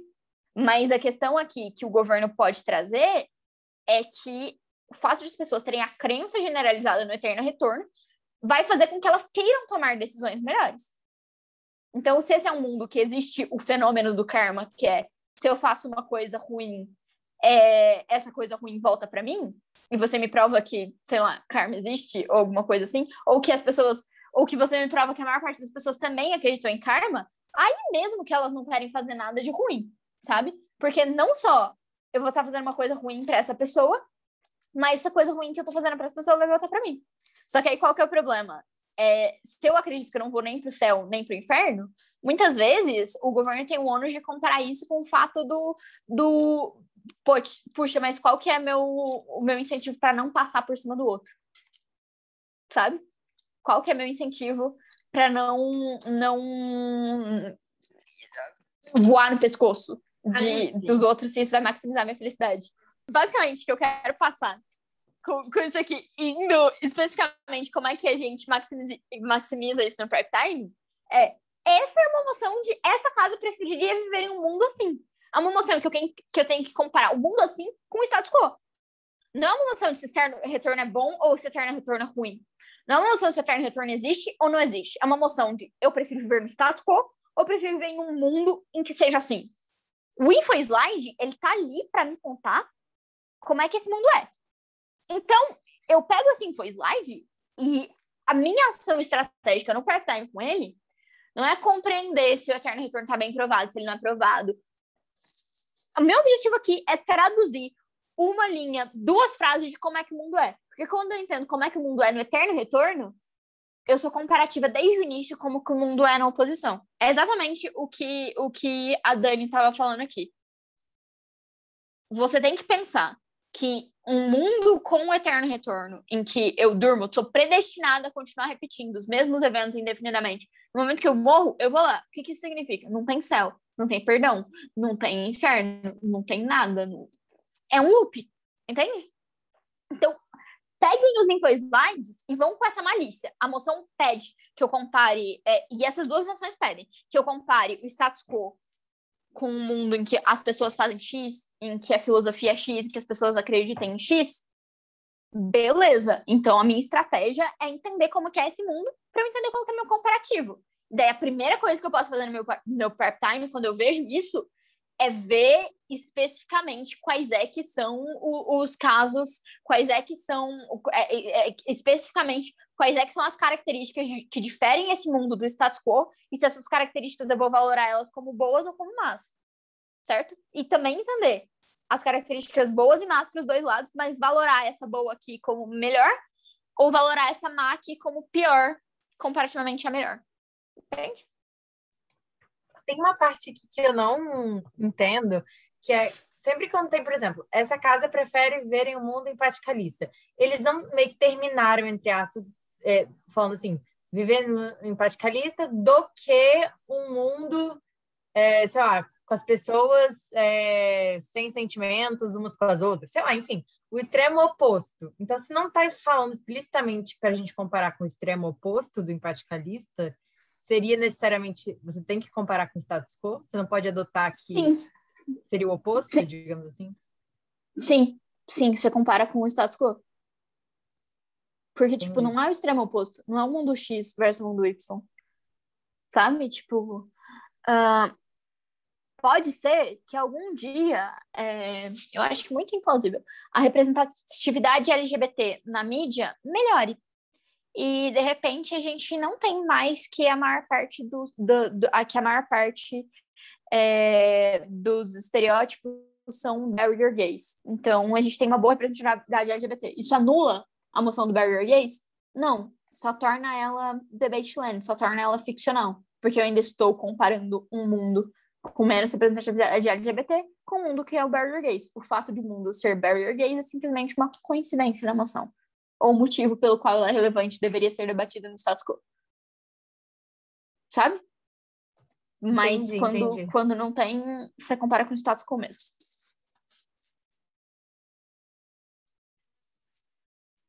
Vamos para a última moção, para vocês tremerem mais uma vez. Cadê aqui? Mouse. Essa casa aboliria o sistema de cotas políticas no Líbano. Altamente polêmica também. E basicamente a gente tem 2 InfoSlides nela. InfoSlide 1. Após a Guerra Civil de 1975, o sistema de cotas políticas no Líbano foi projetado para reservar certas posições no governo e no parlamento para representantes étnico-religiosos de acordo com as divergências religiosas que existem no país. Assim, atualmente, nesse sistema de cotas, o primeiro-ministro é muçulmano sunita, o presidente é cristão maronita e o líder do parlamento é xiita. Ainda é importante destacar que essas reservas se estendem por todo o serviço público do país, não apenas dentro do governo e do parlamento do Líbano. Pelo sistema, os muçulmanos sunitas têm 27 cadeiras, o mesmo número coincidido aos xiitas. Os drusos têm direito a 8 assentos, os alauítas a 2. Entre os cristãos, 34 cadeiras, 14 para os ortodoxos gregos, 8 para os católicos romanos, 6 para os devotos da igreja armênia e 2 outras para minorias cristãs. Os parlamentares são eleitos para mandatos de 4 anos por 26 distritos eleitorais. olha o número de informações que esse InfoSlide te dá. Ele te dá número específico de cadeira. Ele te dá nome específico de religião. Muitas vezes religiões que você nunca ouviu. O que esse InfoSlide, no fundo, está querendo te dizer? Ok, a gente tem muitas religiões em um mesmo país. Não só a gente tem muitas religiões nesse mesmo país, mas elas votam separadamente nos seus representantes. Então, eles são o mesmo povo, estão no mesmo país. Todos eles são libaneses. Mas se eu tiver religião X, eu voto nos católicos, porque os católicos, eles têm 2 assentos. Se eu sou druso, eu voto nos drusos por causa desses assentos aqui. O que é melhor? Um mundo em que os representantes, eles sejam eleitos, por exemplo, sem esse sistema de cotas políticas, ou seja, simplesmente por maioria, o deputado federal mais votado vai, independentemente da religião dele, ou em um mundo em que essas minorias religiosas continuem tendo suas vagas garantidas no parlamento. Entende? Então, esse é um debate. É melhor que todo o povo se una e seus votos repitam a composição do povo em si. Então, se o deputado X no Líbano teve 60% dos votos, ele foi eleito com recorde de votos, ele entra independentemente da religião dele, e se a população do Líbano como um todo, tanto os católicos, quanto os drusos, quanto os muçulmanos, concordam que o presidente X deve ser eleito, esse presidente pode ser eleito independentemente da sua religião, ou a gente deve ter um sistema em que, para garantir que todas as religiões sempre estejam representadas no parlamento do Líbano, eu sempre tenho essas vagas reservadas. Porque vai que, por exemplo, poxa, os drusos, eles não têm tanto dinheiro assim para fazer uma campanha. Então, às vezes, quando eles competem em eleições maiores, em que a maior parte dos muçulmanos é quem tem mais dinheiro no país, eles nunca vão entrar no parlamento, porque os muçulmanos vão tomar todas as cadeiras. Entende? O comparativo desse debate, que vocês têm que se preparar nesse debate eu tenho muitas religiões no mesmo país. Eu prefiro que todas elas tenham vagas garantidas, ou eu prefiro que nenhuma tenha vaga garantida e simplesmente a gente vai democracia na raça. Entende? É uma moção muito difícil. Mas esse InfoSlide, ele está aqui para vocês, simplesmente para mostrar para vocês. Existem muitas religiões.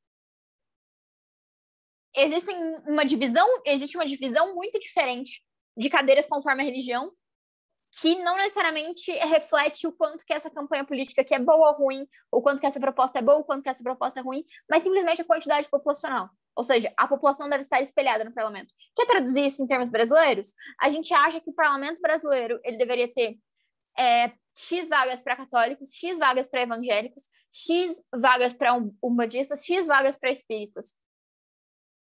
É isso, sabe? Pode não ser com religião, porque lá a religião é um assunto muito sensível, né? Tipo, olha só, o InfoSlide também conta pra vocês se teve uma guerra civil. Pode ser, por exemplo, com etnia. Essa casa acredita que no parlamento brasileiro a gente deve ter X vagas para brancos, X vagas para negros, X vagas para japoneses, X vagas para muçulmanos. Pronto. Ou cotas femininas na política. É simplesmente um debate sobre eu reservar cotas políticas. E eu te dou um tipo de cota política que tá acontecendo aqui, que é a religiosa. Entende? É esse mundo que você tem que comparar. Não é você me falar da política interna do Líbano, se você souber pontos para você. Não é você me falar disso ou daquilo. É um sistema de divisão de cadeiras no parlamento versus um sistema em que as cadeiras não sejam divididas assim. O primeiro-ministro pode até chegar e falar assim, ele vai substituir esse sistema de cotas políticas por um sistema que é XYZ, por um sistema parlamentarista, por um sistema presidencialista. Whatever. O importante é a oposição defender esse sistema de cotas políticas e o governo se opor e preferir qualquer outra alternativa a ele. Certo? Então, arranjem formas de traduzir a moção em termos de você saber exatamente qual é o comparativo.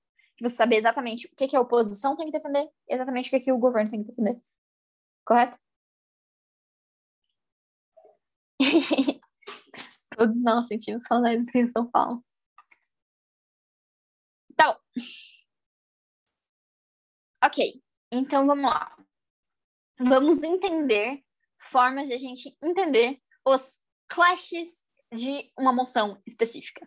O famoso, agora que eu sei os ônus que eu tenho em cada uma das moções, agora que eu sei que a coisa mais importante do meu part-time é entender o que a moção pede de mim, porque só entendendo o que a moção pede de mim, eu vou conseguir ter um caso que ele é relevante o suficiente nesse debate.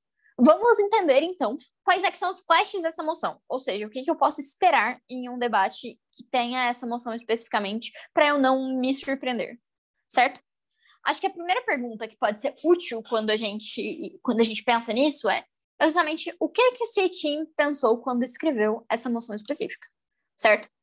Os debates existem porque, em tese, teve um CA que escreveu, que testou para governo, que testou para oposição, achou uma quantidade razoável de argumentos para os dois lados. Então, os debates, eles sempre, idealmente, têm clashes preferencialmente igualmente fortes para a defesa e para a oposição. Mas quando o CA Team escreveu essa moção, qual o problema que ele queria resolver? Qual que era o mundo que ele queria comparar? Qual o debate que ele queria que eu fizesse? Quando a gente pensa nas intenções do porquê que a moção é escrita, fica muito mais fácil eu navegar os tipos de casos possíveis, os tipos de clashes possíveis que podem vir. Então, eu quero resolver um problema de individualismo versus de coletivismo. Eu quero resolver um problema de democracia. Eu quero comparar, então, eu quero comparar, então, um mundo com mais democracia no mercado financeiro versus um mundo que não tem.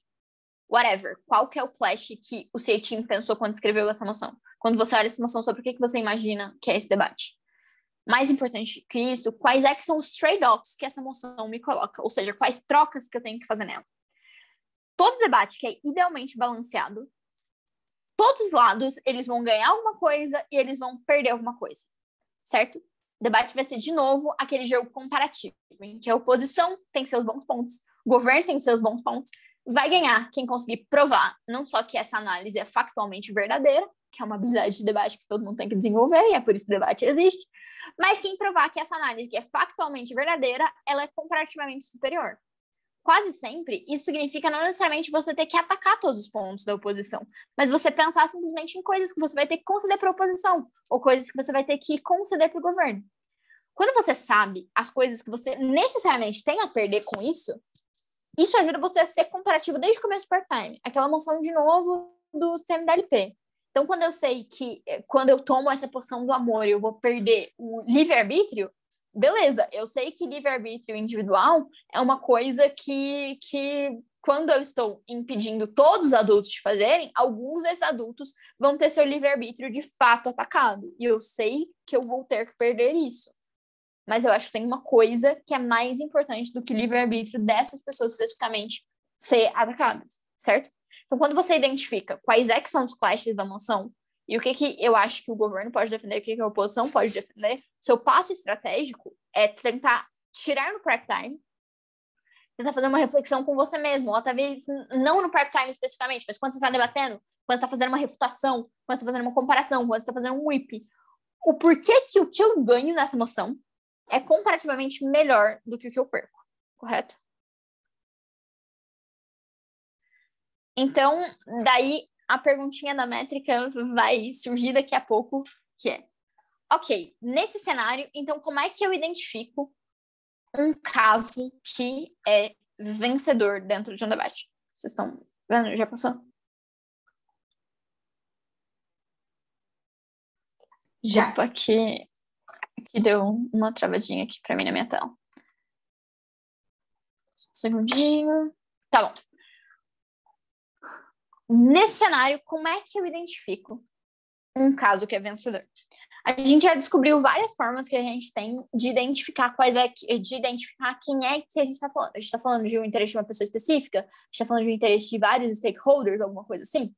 Mas eu identifico um caso vencedor, identificando o que mais importa para o stakeholder que está envolvido nesse debate.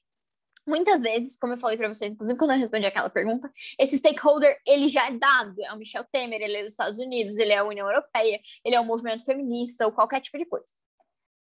Quando esse stakeholder é dado, a forma de achar um caso vencedor é você identificar qual a perspectiva de bem-estar segundo esse agente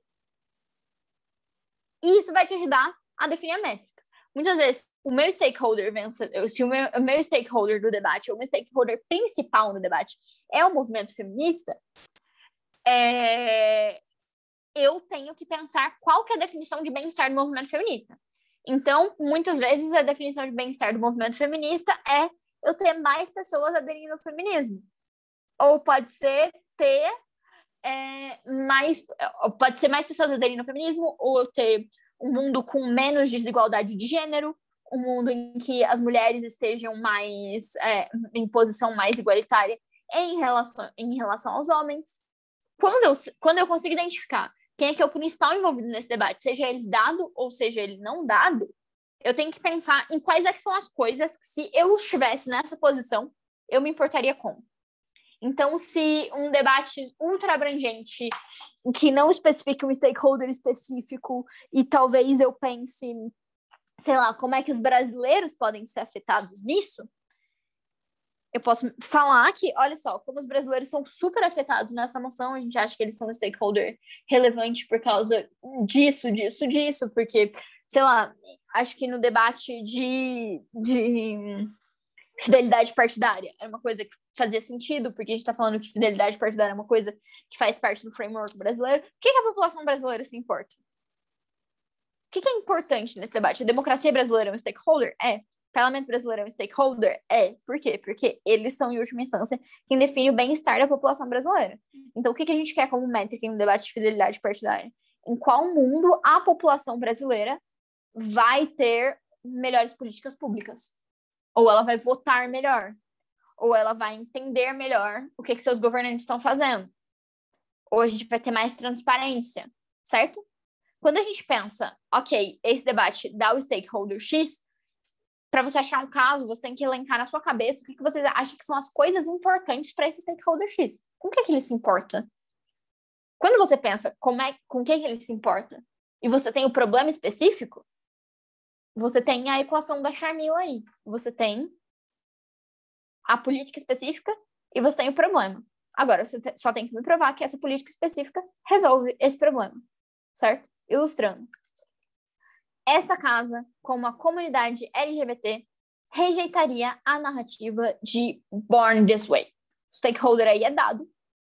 É a comunidade LGBT, e a narrativa de Born This Way é basicamente uma narrativa de que ser LGBT não é uma escolha, você nasceu assim, alguma coisa assim. Você tem que elencar, então, o que é importante para a comunidade LGBT. É importante para a comunidade LGBT como é que os outros veem ela? Sim, é importante para a comunidade LGBT como é que os outros veem ela, de fato. Isso pode ajudar em entendimento ou qualquer coisa assim. Essa é a coisa mais importante para a comunidade LGBT? Acho que não. Talvez seja mais importante talvez seja uma coisa importante, talvez eu possa usar isso, mas talvez seja importante também como é que eles veem a si próprios. Então, essa narrativa ajuda eles a terem uma melhor visão de si mesmos? Por um lado, pode ajudar, porque se eles pensam que eles nasceram desse jeito, eles tendem a achar que isso é uma coisa imutável, eles tendem a fazer menos força para mudar, menos força para tentar ser diferente, tendem a ir menos para iniciativas de conversão, que são extremamente dolorosas ou qualquer coisa assim. Ok, isso é bom, mas por outro lado, às vezes as pessoas crescem num ambiente de heteronormatividade, elas nunca se realmente percebem como LGBTs, então pode ser que em um cenário em que exista a narrativa de Born This Way, as pessoas têm muito mais dificuldade para entender que elas são LGBT ou não são LGBT, porque em determinados momentos da vida dessas pessoas, elas foram condicionadas a fazerem determinadas coisas. Então pode ser que seja um malefício. Pode ser um malefício, por exemplo, para pessoas trans, pode ser um malefício para pessoas não binárias, coisas assim. Então, esse é meu stakeholder específico. Quais são os interesses deles? Como é que as pessoas veem eles, como é que eles veem a si próprios. O caso vencedor desse debate foi um caso de oposição que dizia respeito a essa coisa que talvez não é tão importante, que é como é que os outros veem isso. E foi um caso de uma coisa muito importante para os LGBTs é estabilidade jurídica. E a gente acha que, juridicamente, quando a gente tem uma narrativa de Born This Way, independentemente de qualquer malefício de identidade individual que ela traga, é muito mais fácil com que sejam aprovadas determinadas políticas públicas de respeito a LGBTs, porque é uma coisa que não é culpa deles. Quando a gente identifica juridicamente que uma pessoa é culpada por determinada coisa, que ela poderia mudar determinada coisa, ela pode muito bem ser punida se aquilo foi entendido pela sociedade como uma coisa ruim. Mas quando é entendido como uma coisa imutável, que simplesmente ela nasceu por sorte daquele jeito, então é uma coisa que ela não pode ser punida por. Então funcionaria mais ou menos da forma com que leis contra racismo foram garantidas. A sua raça não é uma coisa que você pode mudar. Não é uma coisa que está no seu alcance mudar ou não mudar. É uma loteria genética. Se for uma loteria genética com LGBTs também, por que a gente tem que fazer eles sofrerem? Tipo, eles não escolheram isso e não tem nem como eles mudarem. Então é muito mais fácil a gente garantir direitos em termos jurídicos, porque a gente já viu isso acontecer com outros tipos de minorias. Entende? Então, esse é meu stakeholder principal. Ele tem diversos interesses. Eu posso fazer argumentos tanto no sentido de se aceitar individualmente, quanto se aceitar juridicamente, ou esse tipo de coisa. Mas é imprescindível você identificar antes qual mundo você está comparando, qual que é o problema que você está resolvendo, essa política é eficiente ou não é eficiente para resolver esse problema, e daí eu identificar quais é que são os interesses específicos desse stakeholder. Porque se eu tenho um mundo que é assim, eu tenho que provar que esse mundo que é assim, ele é o que melhor atende os interesses desse stakeholder específico, certo? Essa da União Europeia, eu já dei o exemplo para vocês. Você queria fazer aquela pergunta de novo, Cecília? Posso sim, Alice. Então, basicamente, eu queria perguntar como você acha métrica em debates que são muito amplos. O exemplo que eu dei tinha sido aquele sobre esta casa acredita que... não, mentira. Esta casa prefere um mundo em que todos têm características médias, por exemplo, beleza média, inteligência média, em detrimento de um mundo em que existe essa desigualdade de características. Quando eu peguei esse debate, eu fiquei pensando, nossa, ele é sobre qualidade de vida, avanço tecnológico, felicidade, ou seja, eu não sabia exatamente qual a métrica desse debate. Aí minha dúvida é, quando você pega um debate assim muito aberto, como você define? Ok, então eu prefiro uma característica. Vamos fazer isso em conjunto? Até para também não ficar tão exaustivo, já estou aqui há quase 2 horas falando para vocês. Mas espero que não esteja sendo uma tortura. Mas, ok, vamos lá. É um debate sobre preferir que todo mundo tenha características médias em vez de características iguais. O status quo é um que a gente tem características desiguais, certo? Quem é que é interessado nesse debate? A vida de quem muda com isso? Respondam, interajam.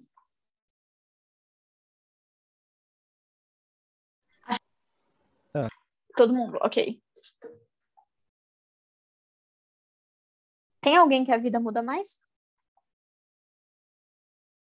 Talvez quem está muito abaixo dessa média ou muito acima dessa média?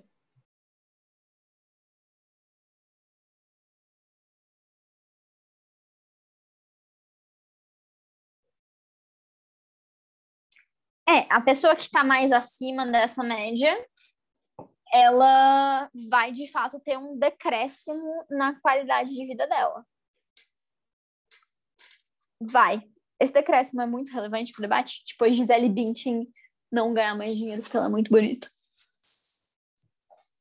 Isso é mais importante do que talvez a pessoa que não está dentro do padrão de beleza ser, sei lá, melhor vista ou melhor respeitada na sociedade, etc.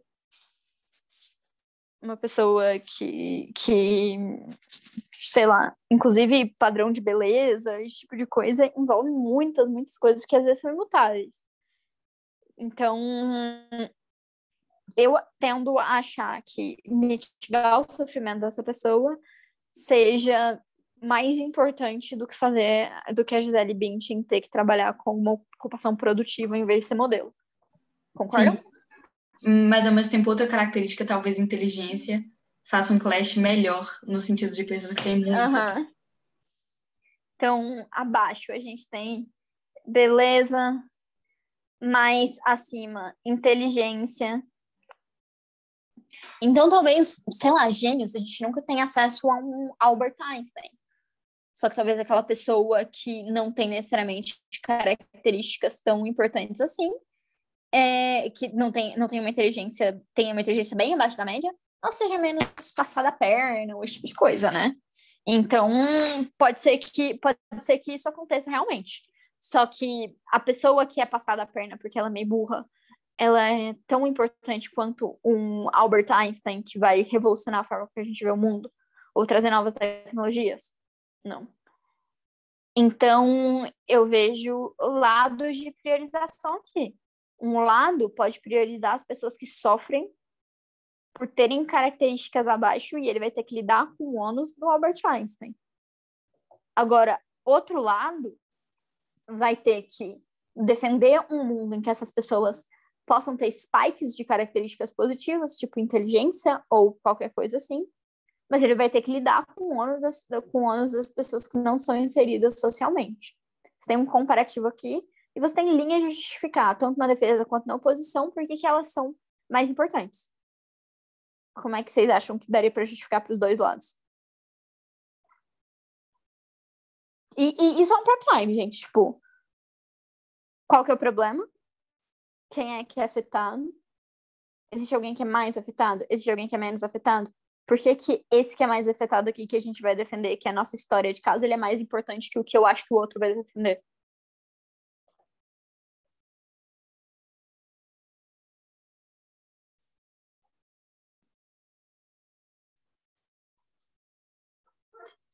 Vai lá, gente. Qual a questão mesmo, Alice? Repetir o que Justificar as tá falando. métricas. Justificar as métricas. Eu perguntei como é que vocês justificariam entre um mundo em que eu tenho spikes de inteligência tipo Albert Einstein, mas eu tenho que lidar com ônus de pessoas que não estão dentro do padrão, versus um mundo em que eu nunca tenho um Albert Einstein, só que as pessoas nunca sofrem porque elas estão fora do padrão. Como é que você justifica que um é mais importante do que o outro? Eu também já debati, mas para fins de spoiler, sei lá, eu acho que... Sei lá, eu falaria que, tipo, ser pouco inteligente, bem pouco inteligente, a pessoa que tá bem, bem abaixo da média, deve ser, tipo, uma bosta.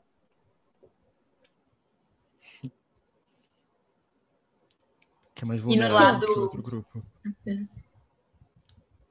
Mas isso é mais importante do que os avanços tecnológicos que o Steve Jobs traria. Tipo, é uma bosta, mas... O Einstein, o quanto que ele muda o mundo. Só que aí eu acho que tem uma coisa aqui que é a gente provar que necessariamente se as pessoas têm uma super inteligência, elas sempre usam essa inteligência pro bem, para avanços da humanidade ou qualquer coisa assim. Eu acredito que muitas vezes as pessoas podem utilizar essa inteligência para coisas ruins também. Tipo, explorar os outros. Alice, uma outra eu acho que mitigação. Pode falar, baby. Desculpa, Cecília. Eu tentaria contrariar essa ideia dizendo que não necessariamente, tipo, gênios ou indivíduos que a gente considera gênios hoje em dia têm uma inteligência que é muito acima ou qualquer coisa assim. Eu acho que eu diria que, tipo, ideias revolucionárias ou coisas assim, tipo, tem muito mais a ver com o contexto no qual esse indivíduo está colocado socialmente do que necessariamente QI ou coisas naturais, sabe? Então ainda existiriam diferenças conforme o contexto. As características seriam iguais, mas existem diferenças conforme o contexto. Tá vendo, gente? Vocês já estão fazendo um part-time. Tipo, e em vez de vocês chegarem, sentarem com a dupla de vocês e falarem, ei, o que você pensou desse lado? O que você pensou do outro lado? Se a gente pensar, o debate é esse.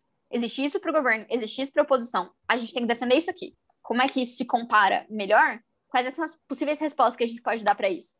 Isso é mais eficiente do que você utilizar metade do seu prep time para escrever argumentos em uma folha. Isso é mais eficiente do que você fazer um brainstorming, ter 4 argumentos, sua dupla ter 4 argumentos que vocês dividiram entre si e cada um ficar ali sentadinho, escrevendo, etc. Isso é mais eficiente do que simplesmente eu ficar conversando sobre o que eu achei da emoção, sobre o que eu não achei da emoção.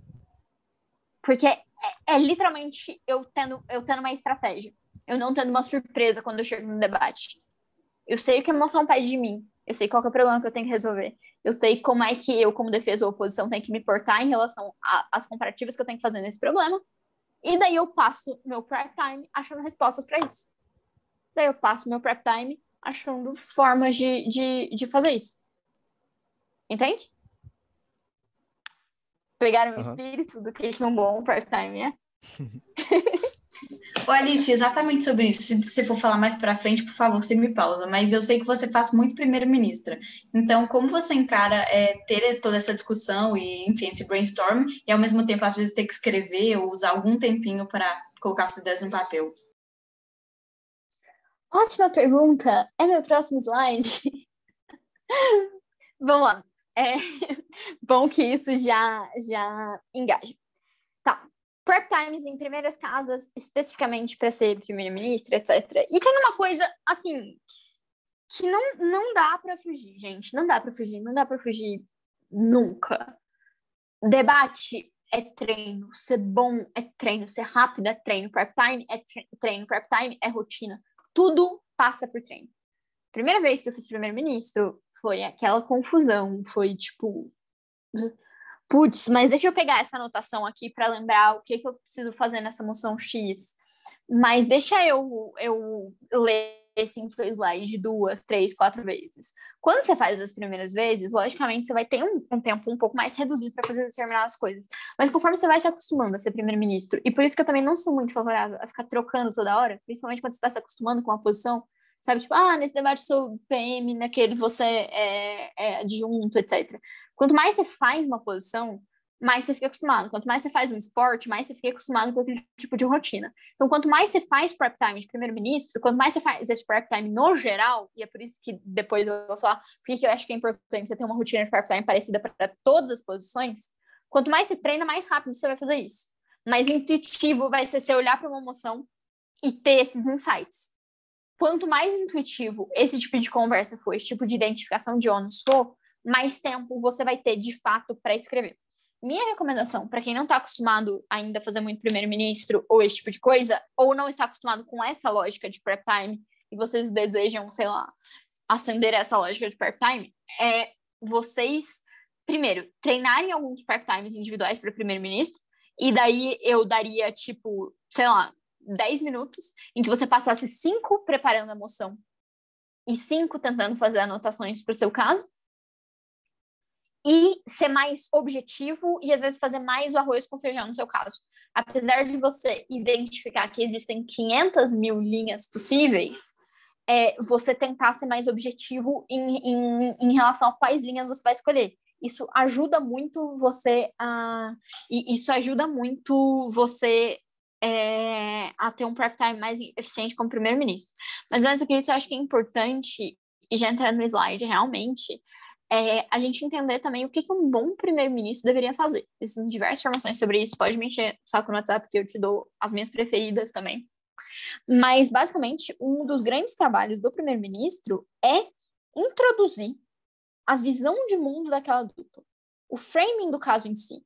Então, grande parte do que o primeiro-ministro faz é ele pegar aquele comparativo entre o mundo do governo e o mundo da oposição, o que eu tenho que comparar, e explicitar para todos os debatedores, explicitar para a adjudicação que o mundo é assim. Então, eu identifiquei que o clash da moção é esse, eu identifiquei que o comparativo da moção é esse, que eu prefiro um mundo em que existe ativismo societário versus um mundo que não existe ativismo societário, é literalmente você fazer uma caracterização. Ok, a gente acha que o status quo é assim, assim, assim, assim. A gente acha que o ativismo societário é assim, assim, assim, assim. Então, muitas vezes, eu tentaria, principalmente porque o trabalho de framing ele é essencial para primeiro-ministros, não necessariamente são coisas que você precisa escrever muito, são coisas que às vezes você sabe, que você sabe simplesmente fazendo um arroz e feijão, você sabe simplesmente desenvolvendo.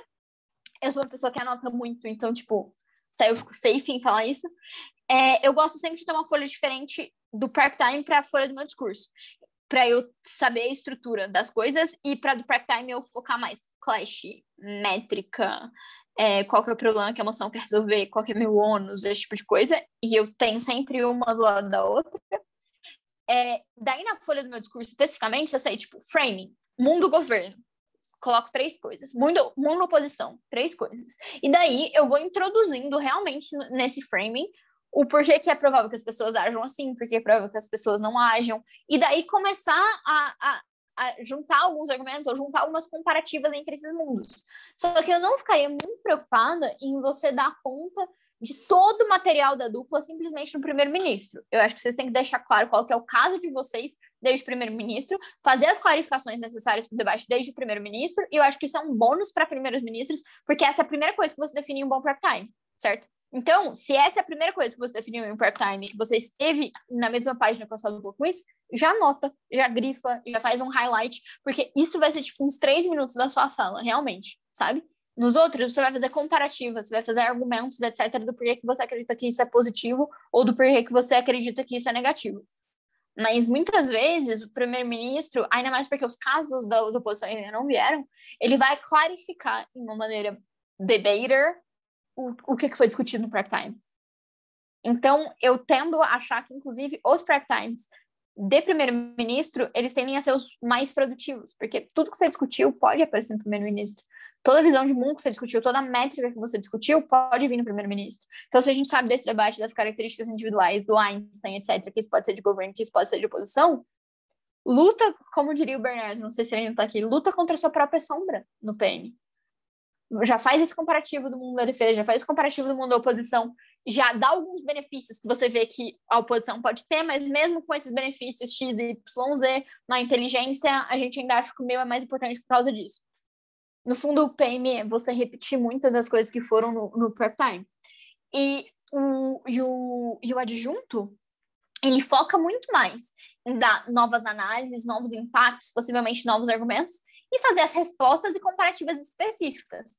Mas eu acho que, para fazer um bom prep time de primeiro-ministro, eu acho que a principal coisa aqui é você tirar essa ideia de que o primeiro-ministro ele tem que vomitar um monte de argumento e fazer uma fala como se fosse uma extensão. Não, um bom primeiro-ministro, ele faz uma fala de clarificação, ele faz uma fala de limpar o debate, de mostrar como que é o mundo aqui, como que é o mundo aquilo outro.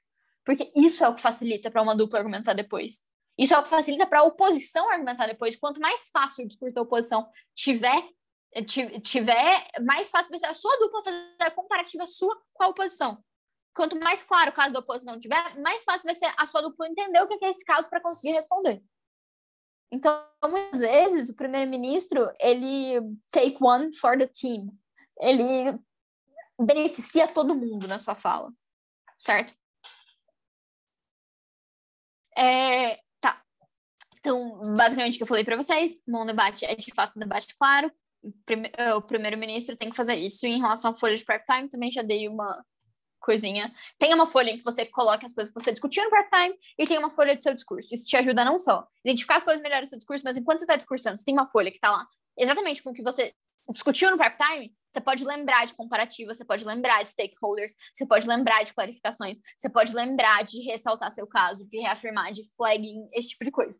É bom para você não esquecer coisas. Se você confia na sua folha de prep time como a sua folha de discurso, talvez você perca coisas. Eu vejo a folha de prep time como uma folha de estratégia e a folha de discurso como uma folha de organização, certo? Segundas casas. Nas segundas casas é imprescindível que o maior foco, inclusive de quem é o WIP, seja a centralidade da extensão, seja o conforto que você está dando para quem tá fazendo a extensão, certo? Quanto mais eu entender o debate também como extensão, e como o IP também, quanto mais a gente fizer esse exercício de entender o que é o debate, de que são os clashes, etc., mais possibilidade de eu conseguir uma boa extensão, porque eu identifiquei mais stakeholders, eu identifiquei mais importância. Então, quando você é extensão e você faz todos esses exercícios, eles se tornam ainda mais imprescindíveis. Porque muitas vezes, em debates muito óbvios, de moções que repetem temas, etc., o primeiro-ministro vai chegar lá e fazer o que ele sempre fez. Quando você olha a fundo os termos da moção, etc., e você é uma extensão, você tem muito menos surpresas, porque você analisou a moção sobre tantas óticas, sobre tantos aspectos, sobre tantas comparativas, que é muito difícil alguém te surpreender. E mesmo que... E uma coisa muito importante, se pensar na extensão, e eu geralmente faço WIP, mas eu também sou extensionista, eu também gosto muito de fazer extensão. Minha técnica específica para extensão é nunca enxergar simplesmente o prep time que eu fiz com a minha dupla como único momento de prep time. Na verdade, para qualquer posição isso. Você tem um prep time, teoricamente, até o seu próprio discurso. E existem técnicas diferentes para isso. Pessoalmente, como extensão, além de entender o debate no prep time, eu gosto de entender o debate que está acontecendo. Porque além de eu ser comparativamente importante naquele mundo, eu tenho que ser comparativamente mais importante do que as outras casas. Eu, como extensionista, no primeiro-ministro, no líder da oposição, eu adjudico. Eu faço uma folhinha de adjudicação e eu vou adjudicando eles. Porque aí eu entendo, ok, o caso deles foi esse, o caso deles foi aquele, eu acho que quem tá ganhando é a pessoa X, mas o argumento dele falta plausibilidade nisso aqui, nisso aqui, nisso aqui. O argumento deles tem esse ônus aqui que ele não provou. Putz, esse ponto aqui tá muito bem provado. Porque quando eu tenho uma noção exata, e não existe nada mais exato que estar com a cabeça de um adjudicador, mas mesmo assim, ainda com a malícia de você se comparar com aquilo, mais realista é a sua percepção de extensão. É horroroso aquelas extensões que simplesmente repetem e falam, eu dei mais análise, eu sou mais plausível, etc., sem me dar motivos específicos para isso. Eu tenho uma formação de WIP na SDP que eu falo disso, tipo, a formação inteira, vejam ela. Mas, basicamente, quanto mais eu entendo em profundidade realmente o que é o caso das minhas bancadas, das minhas bancadas de abertura, mais material eu tenho para entender mais o mundo, para entender mais o debate. Porque além de ter aquele entendimento do mundo que eu fiz no prep time, eu tenho aquele entendimento do mundo que as pessoas acham que o mundo é aquele. Mas talvez eu tenha um motivo porque que o mundo, na verdade, é de outro jeito, e o comparativo é de outro jeito. Então existe uma centralidade muito grande no conforto de quem faz a extensão. O WIP tem que se preocupar em justificar as coisas que a extensão está falando. Então, você, como WIP, em um prep time, eu recomendaria você a ser mais questionador em relação à sua extensão. Então, a sua extensão, ela te dá um caso X, quero rodar isso, quero rodar aquilo. Tá, mas a oposição vai falar aquilo. Por que isso é mais importante? Por que é aquilo? Por que aquilo outro? Porque são respostas que você, como extensão, vai ter que ter. Então, quando você já faz essas perguntas no prep time, você já sabatina a sua dupla em relação a ela, você não só tem mais respostas para você mesmo, mas a sua dupla fica mais consciente dos tipos de falhas que elas estão tendo. Certo? Alguma pergunta? Tá bom. Mas, de novo, e aqui é a última coisa para terminar. É super importante você sempre criar uma rotina de prep time. O que isso significa?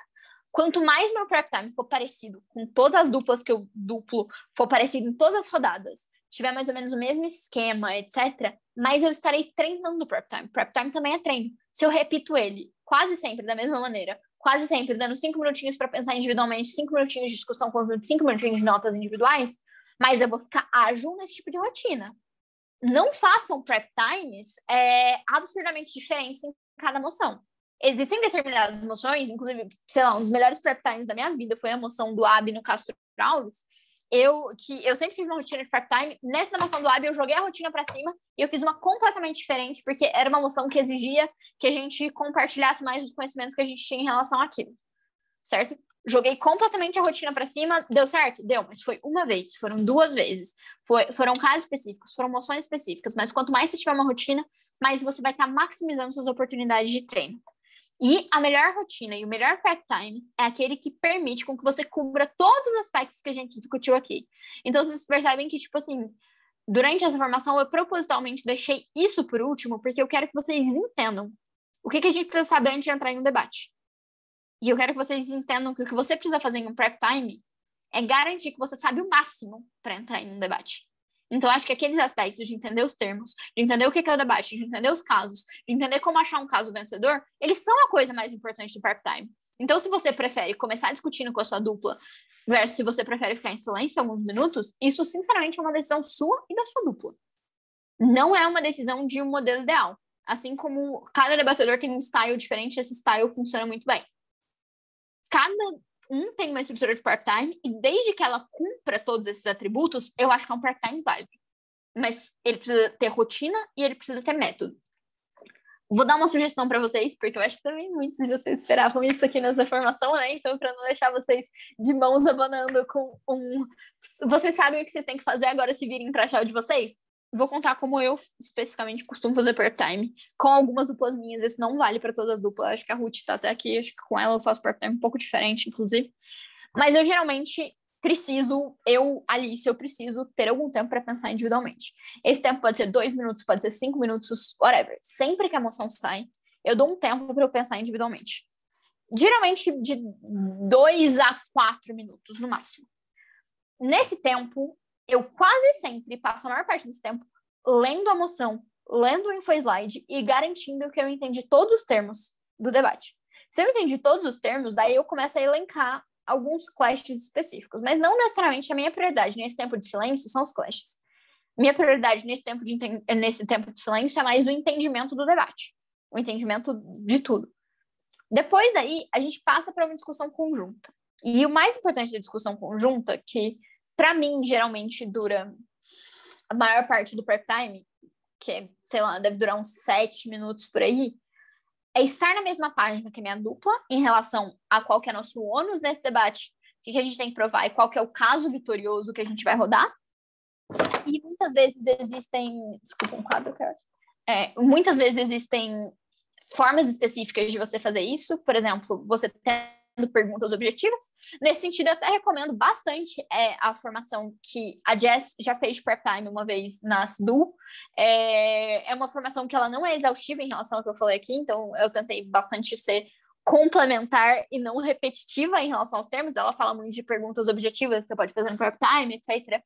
Mas, às vezes, você tem perguntas objetivas, tipo, uma pessoa falando qual que é o problema que essa emoção resolve? O que a gente vai discordar? O que a gente vai concordar? Qual que são os casos de governo? Qual que é o mundo da oposição, etc. Ajuda você a passar por esses steps aí que eu falei sem esquecer nada. Então, você tem uma rotina de perguntas ajuda. Mas acho que a minha principal dica para discussão conjunta, principalmente com duplas, que você já está mais acostumado, é evitar ficar o tempo todo desenvolvendo argumentos. Falando, eu tenho uma linha que é boa, ela é assim, assim, assim, assim, assim, a gente pode argumentar que tal, o impacto disso é isso, isso, isso. Você está gastando tempo de debate, simplesmente você vai repetir a sua fala falando aquilo depois. O prep time ele tem que ser mais focado em estratégia. Desenvolva argumentos com a sua dupla só se você acha que essa é uma linha muito boa, que ela é coerente em relação aos termos, que ela é coerente em relação aos clashes e sua dupla não entendeu ela. Aí você desenvolve e ajuda a sua dupla a entender. Senão, vale muito mais você elencar tópicos, certo?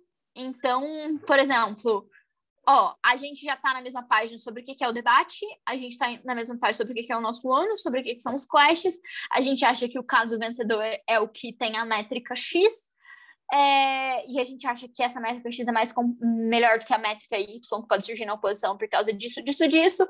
Eu tenho tal argumento. Então, vou argumentar sobre liberdade individual.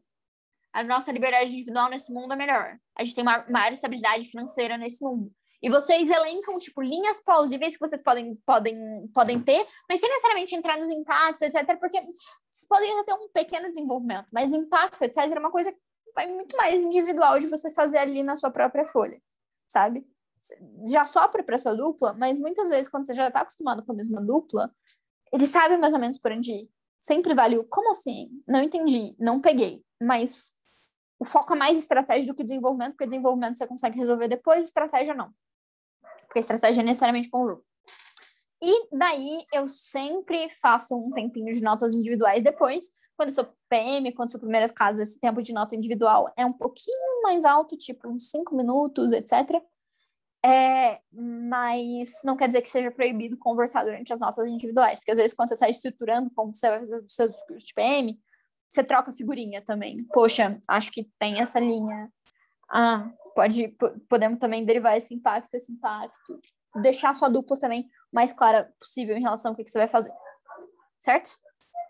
E é assim que eu faço meu prep time. Esse esquema, tipo, mais ou menos 3-7-3.